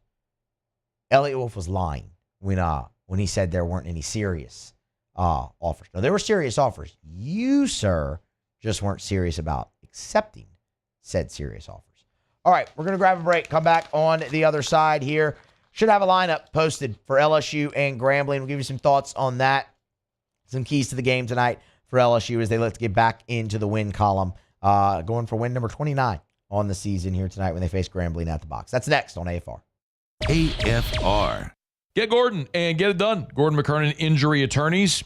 You know where to find them. GetGordon.com. GetGordon.com. Proud to announce the newest member of the G team, Dominic McKinley, Tiger defensive lineman, 5-star from Acadiana, has joined up on the G team, and we're going to be lucky enough to have Dominic McKinley in studio with us soon, so we look forward to that. Also, Anissa Morrow, member of the Tigers women's basketball team, just did a sit-down with Gordon as part of the G team, so if you want to go check out that interview, it's up on social media at all the different platforms. Point is, Gordon's done a great job engaging in NIL with so many athletes, both male and female, across different sports and different universities, and giving them great opportunities and exposure. We're proud to tell those stories as well here. And if you've been injured in an accident, it's not your fault. Do what injured people in our state have done for 30 years. Go to GetGordon.com, GetGordon.com, GetGordon.com. You know what to do. Get Gordon and get it done. Bayou Chrysler Dodge Jeep Ram is taking $11,000 off the new 23 Dodge Charger. We're open for business in our beautiful new showroom and taking $11,000 off the powerful new Charger. All new Bayou vehicles come with a 1 million mile warranty. The crew at Bayou Automotive is going to do right by you.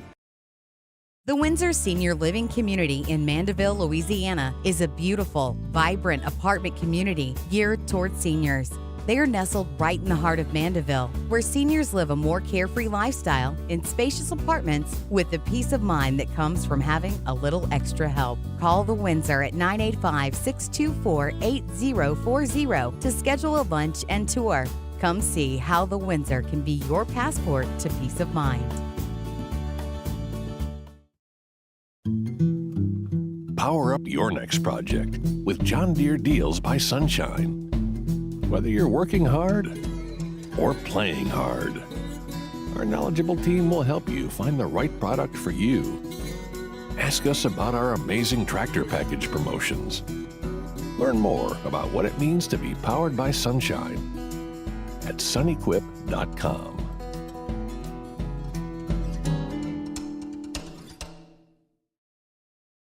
Jerry and Benny Payne began Central Plumbing Company out of their driveway in Tanglewood subdivision. 50 years later and 4 generations down the road, we continue to serve Baton Rouge and the surrounding areas for all of their plumbing needs. Residential, commercial, industrial, or hospitality, Central Plumbing is here 24/7, 365. We want to thank our customers, family, and friends for 50 years of success. And looking forward to 50 more. I've been doing business with Luba for 25 years. They're dependable, trustworthy. It's just the attention to detail with our clients. Our folks have years and years of experience.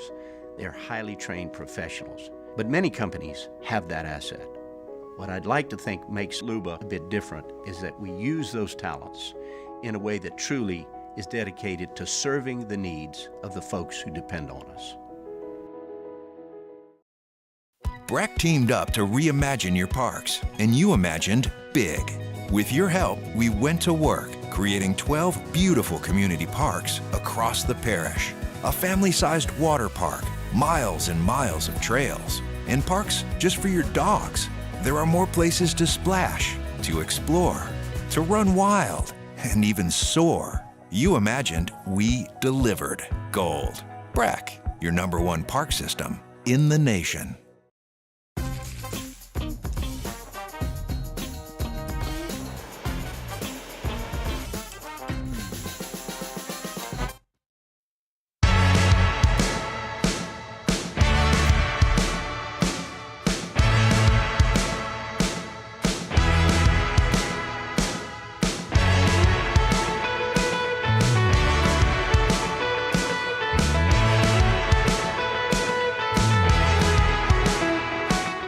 After Further Review, powered by Sunshine, your hometown John Deere dealer in Louisiana.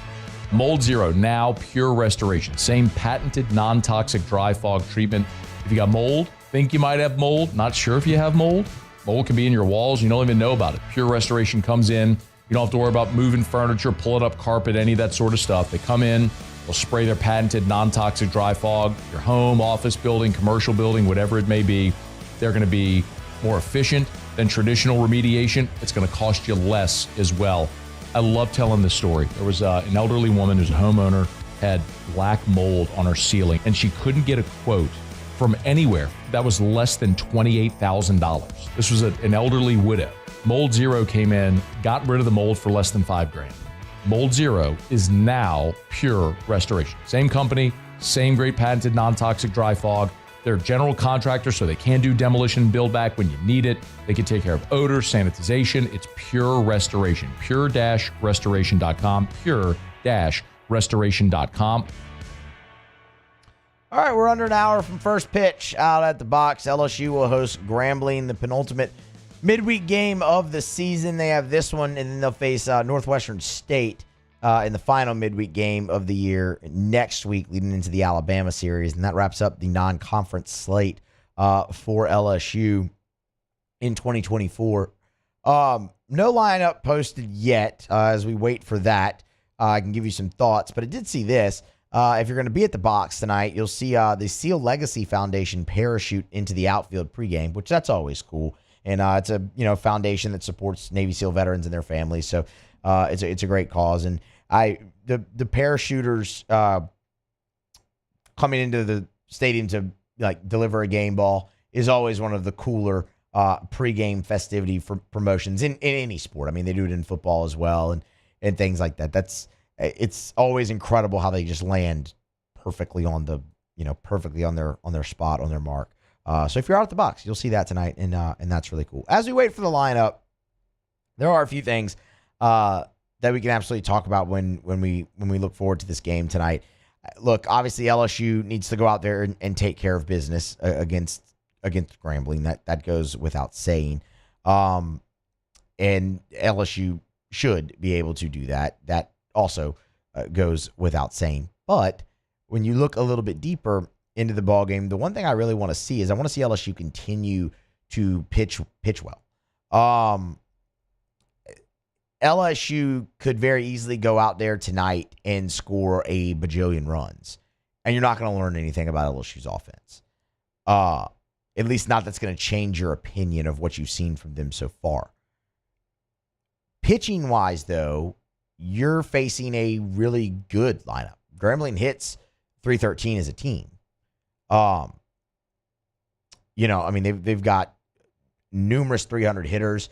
They steal bases at a great clip. They have 5 different guys throughout their lineup with double-digit steals, so keeping the run game in check is obviously something to keep on. But LSU's pitching has kind of been part of this turnaround, quote-unquote turnaround, where they've won now 7 of their last 9. When you look at their last 8 games, the pitching staff has an ERA of 2.74. That's excellent. But if you go deeper than that, you can go back to that Tennessee weekend. They pitched really well that weekend outside of 3 innings against a great lineup in a small ballpark where Tennessee just mashes the baseball. So you've seen the pitching staff slowly come along, slowly develop here as they've hit the back half of the stretch. I want to see them continue to do that. A guy like Christian Little has been extremely intriguing. He's riding a 7 straight scoreless inning streak and looked awesome over the weekend, dominant. Christian Little looked like he did at the front end of last season. And if you get that guy down the stretch, he's a huge addition to your bullpen. Who starts the game tonight? It'll be interesting. That's one reason I really wanted the lineup at this point is to see who that might be, who that could be, because we mentioned it kind of earlier in the show. I don't think it'll be Cade Anderson. He threw 62 pitches last Tuesday against Nichols and then started the game on Sunday, so you would think he would be out of commission kind of for that role. I think that would leave you, obviously, with a guy like Thatcher Hurd or Javen Coleman. And out of those two, I would actually lean it more towards being Javen Coleman, just because I think Jay has kind of shown you the way now that they want to use Thatcher Hurd down the back end of the season, and it's at the back end of games like they did last year. This is right around the time when Thatcher Hurd really started to kind of tap into it and figure it out down the stretch last year when he became a huge contributor and a huge part of LSU's run to the national championship. And that started at the back end of games, whether it was closing out a game against Alabama, closing out a game against Auburn. We all remember Georgia, right? That extra inning affair. And when you look at the last 2 times Thatcher Hurd has been out, it was Tuesday night against Nicholls, and it was the 9th inning. It was Saturday against Auburn, and it was the 9th inning when Nate Ackenhausen left the game with injury.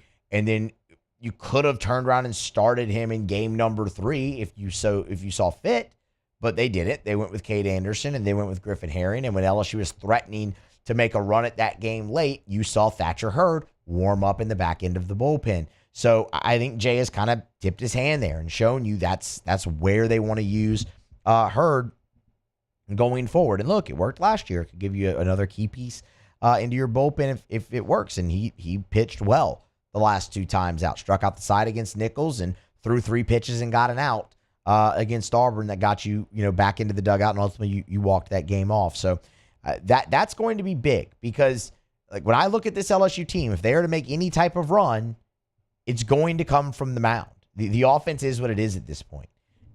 I didn't see that coming. Everyone we've talked to throughout the season didn't see that coming. It was always the same answer. It's a Jay Johnson team. They're going to hit. I don't think this team is going to hit. They're going to score enough runs for you to be able to win, and your pitching staff's going to have to carry the load. It's what we thought the team would be coming in to the season early to start, but ultimately that's just what they're going to be. And right now your pitching is trending in that direction. That's also a reason why you look at this weekend against Texas A&M and go, yeah, that's probably not going to go well. Because even if you do pitch really well, it's going to be real hard to stop them from scoring. They swing some big sticks over there in Aggie land, man. And they're going to score.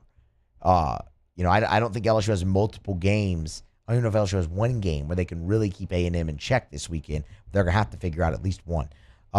So when you look at this team, that's what they're going to be down the stretch. That's going to be their path to winning, is dominating on the mound and getting enough from your offense. So you can't dig holes like you did Sunday, going forward in conference play. So, look, Grambling isn't a juggernaut lineup by any stretch of the imagination, but they've had success hitting .313, and I think that's a pretty solid, test for LSU to go up against here as they continue to pitch the correct way. When I think offensively for this team, I just told you they kind of are what they are.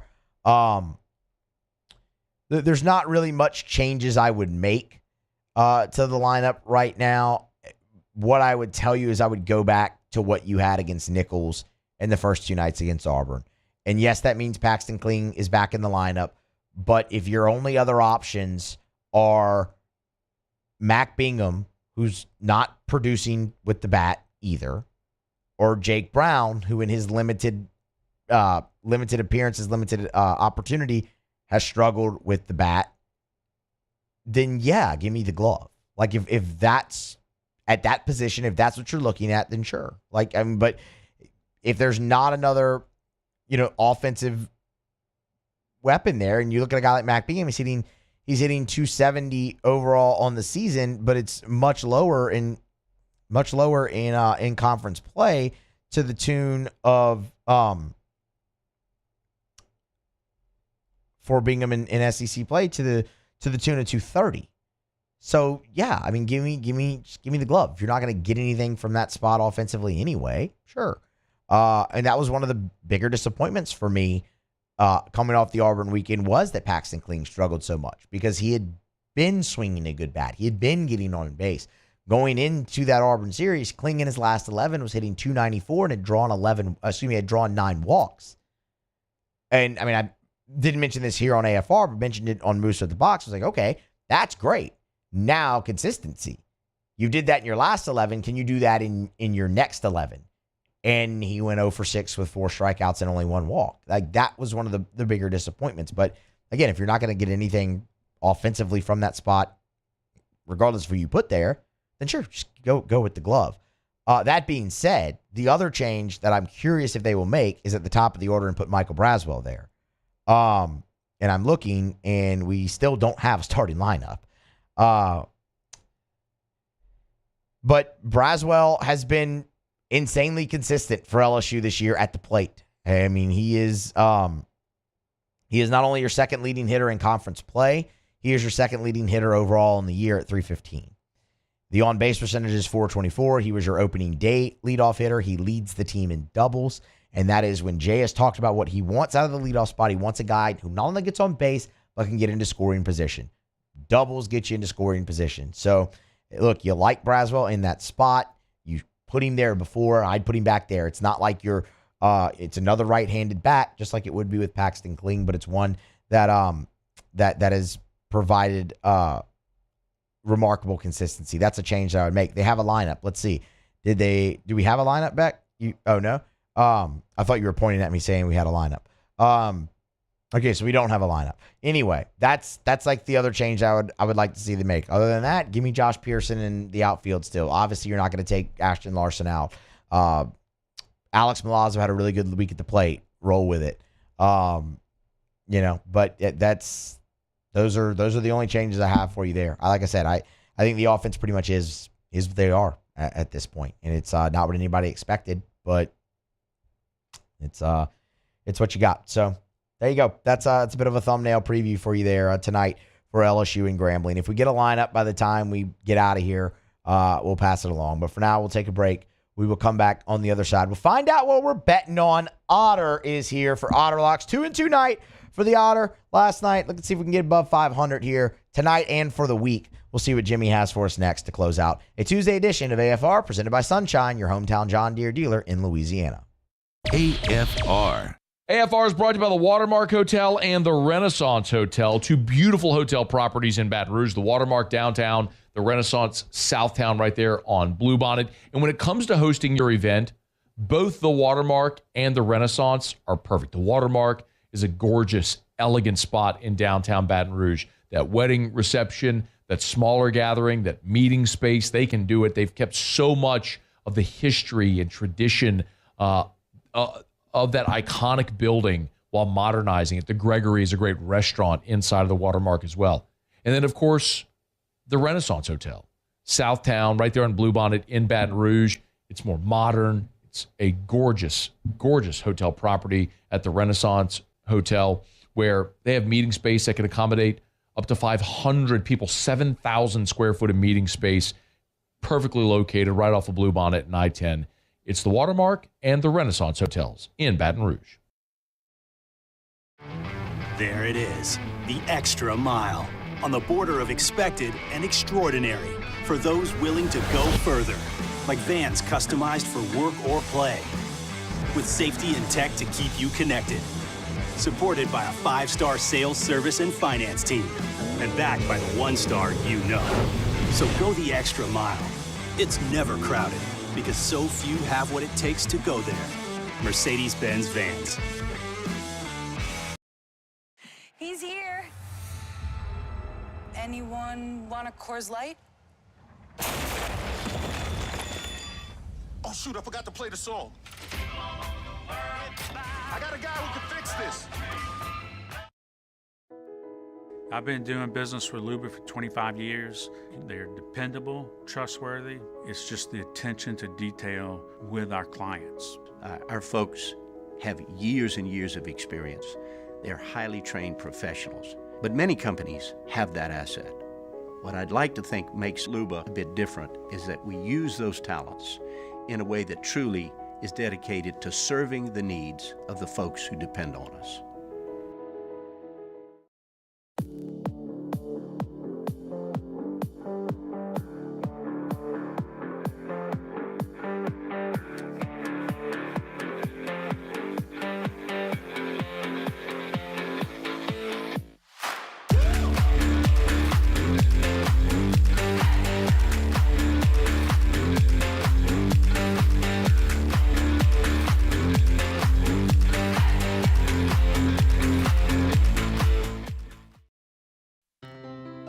When it comes to ending cancer, we push forward. always working together for you. That's why our cancer experts at Ochsner have clinically integrated with MD Anderson Cancer Center. This means advanced cancer care, including access to life-saving clinical trials and integrating care to treat the whole you. Introducing Ochsner MD Anderson Cancer Center. Long live you. Electricity is all around us, and our families depend on it.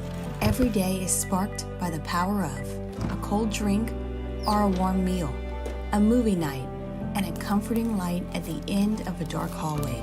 From sunrise to sunset, playtime to bedtime, our team is ready to take care of your electrical needs. Even in the case of an after-hours emergency, the light in your life shines brighter with Mr. Electric.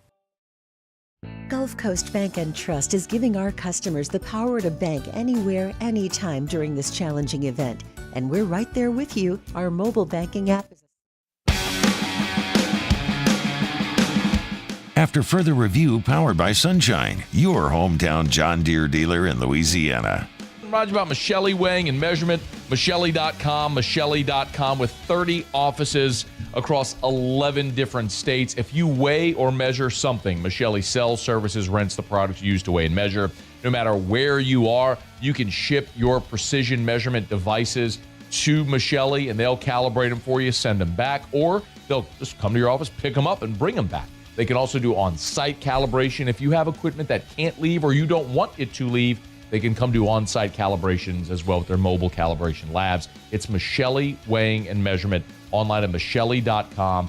Louisiana-born, Louisiana-owned and operated for 76 years. They've continued to grow, expand their footprint while maintaining that local ownership, local feel, handshake deals, face-to-face sales. It's Michelli Weighing and Measurement. They're also hiring. Check out the careers tab at Michelli.com. Again, online at Michelli.com, Michelli.com. All right, we're closing up shop here on a Tuesday edition of AFR. One thing left to do. Let's find out what we're betting on tonight. It's time for Otter Locks. Otter Locks, presented by Lofton Staffing Services. At Lofton, we put people to work. Call us today at 924-0200 or go to lofton.jobs. Otter, how are you? Good, Musso. How about you, buddy? I'm doing fantastic, man. Closing up shop here. Little 2-2 night last night. Looking forward to some more tonight.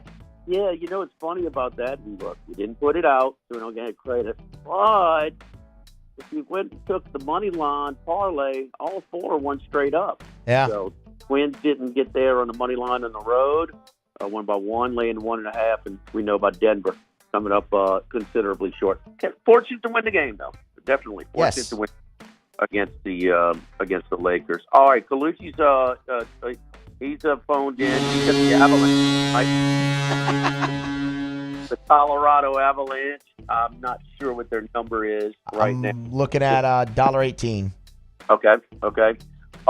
Baseball tonight. We got 2 picks. Rematch of the game that had the 3.5 hour rain delay, and then they still called it.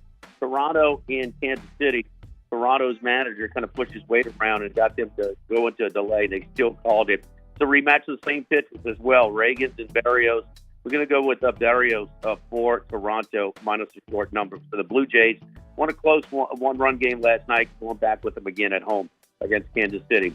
One I really like, Atlanta. Top two-run homer at the bottom of the ninth. They lose, blow the lead in the game, but Lopez has been lights out. Check this out, Bruce. Through a handful of starts, under 1 whip. That's good. Yeah. Under 1 ERA is really good. Luis Castillo has not been up to his usual 1 form. minute remaining. Whatever's going with him. So we're going with the Atlanta in the run line and the money line. In the NBA tonight, we're going with the Cavaliers. Ooh. Your phone's breaking up, Otter. You said the Cavaliers? Cavaliers minus the points, and we got to pass on Indiana-Milwaukee. Game time decision still for Halliburton of Indiana, Beverly and Middleton of Milwaukee. So we thought this crap would end once the playoffs started in the NBA, but it continues. So, all right, Otter. Where are you tomorrow? Tomorrow we're at Los Reyes Mexican Grill on Lee, right across from Mike Anderson, getting ready for Cinco de Mayo. It'll be Uno de Mayo tomorrow. Uno de Mayo tomorrow. Y'all get by and see Hanny and Ott at Los Reyes for Live at Lunch. Otter, we appreciate it. Thank you, buddy. Absolutely. All right, so Otter handing out Blue Jays money line, Atlanta money line and run line, Colorado Avalanche money line, and the Cavs minus the points. See you tomorrow. AFR. We're brought to you by Optimize. Go to generatorpeople.com, generatorpeople.com. You want a Generac automatic home standby generator? Let me rephrase. Of course you do. So why should you go with Optimize? 2 reasons. Number 1, the affordability.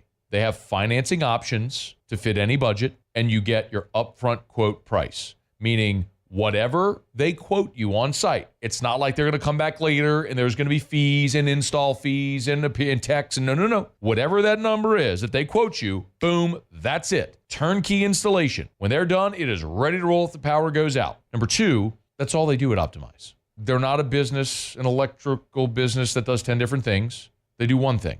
They sell, service, and install Generac automatic home standby generators. They got 4 locations across the 10-12 corridor. So it doesn't matter if you're in Lake Charles, Slidell, or any point in between. They are Louisiana's #1 Generac dealer. Optimize. Go to generatorpeople.com. Easy website, generatorpeople.com.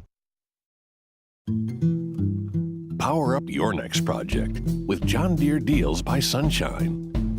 Whether you're working hard or playing hard, our knowledgeable team will help you find the right product for you. Ask us about our amazing tractor package promotions.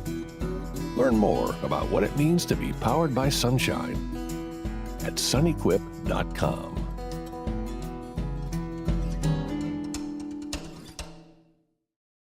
Bayou Ford has $10,000 off F-150s, $10,000 off the new F-150 truck, plus 1.9% for 72 months. And all new Bayou Ford vehicles come with a 1 million mile warranty.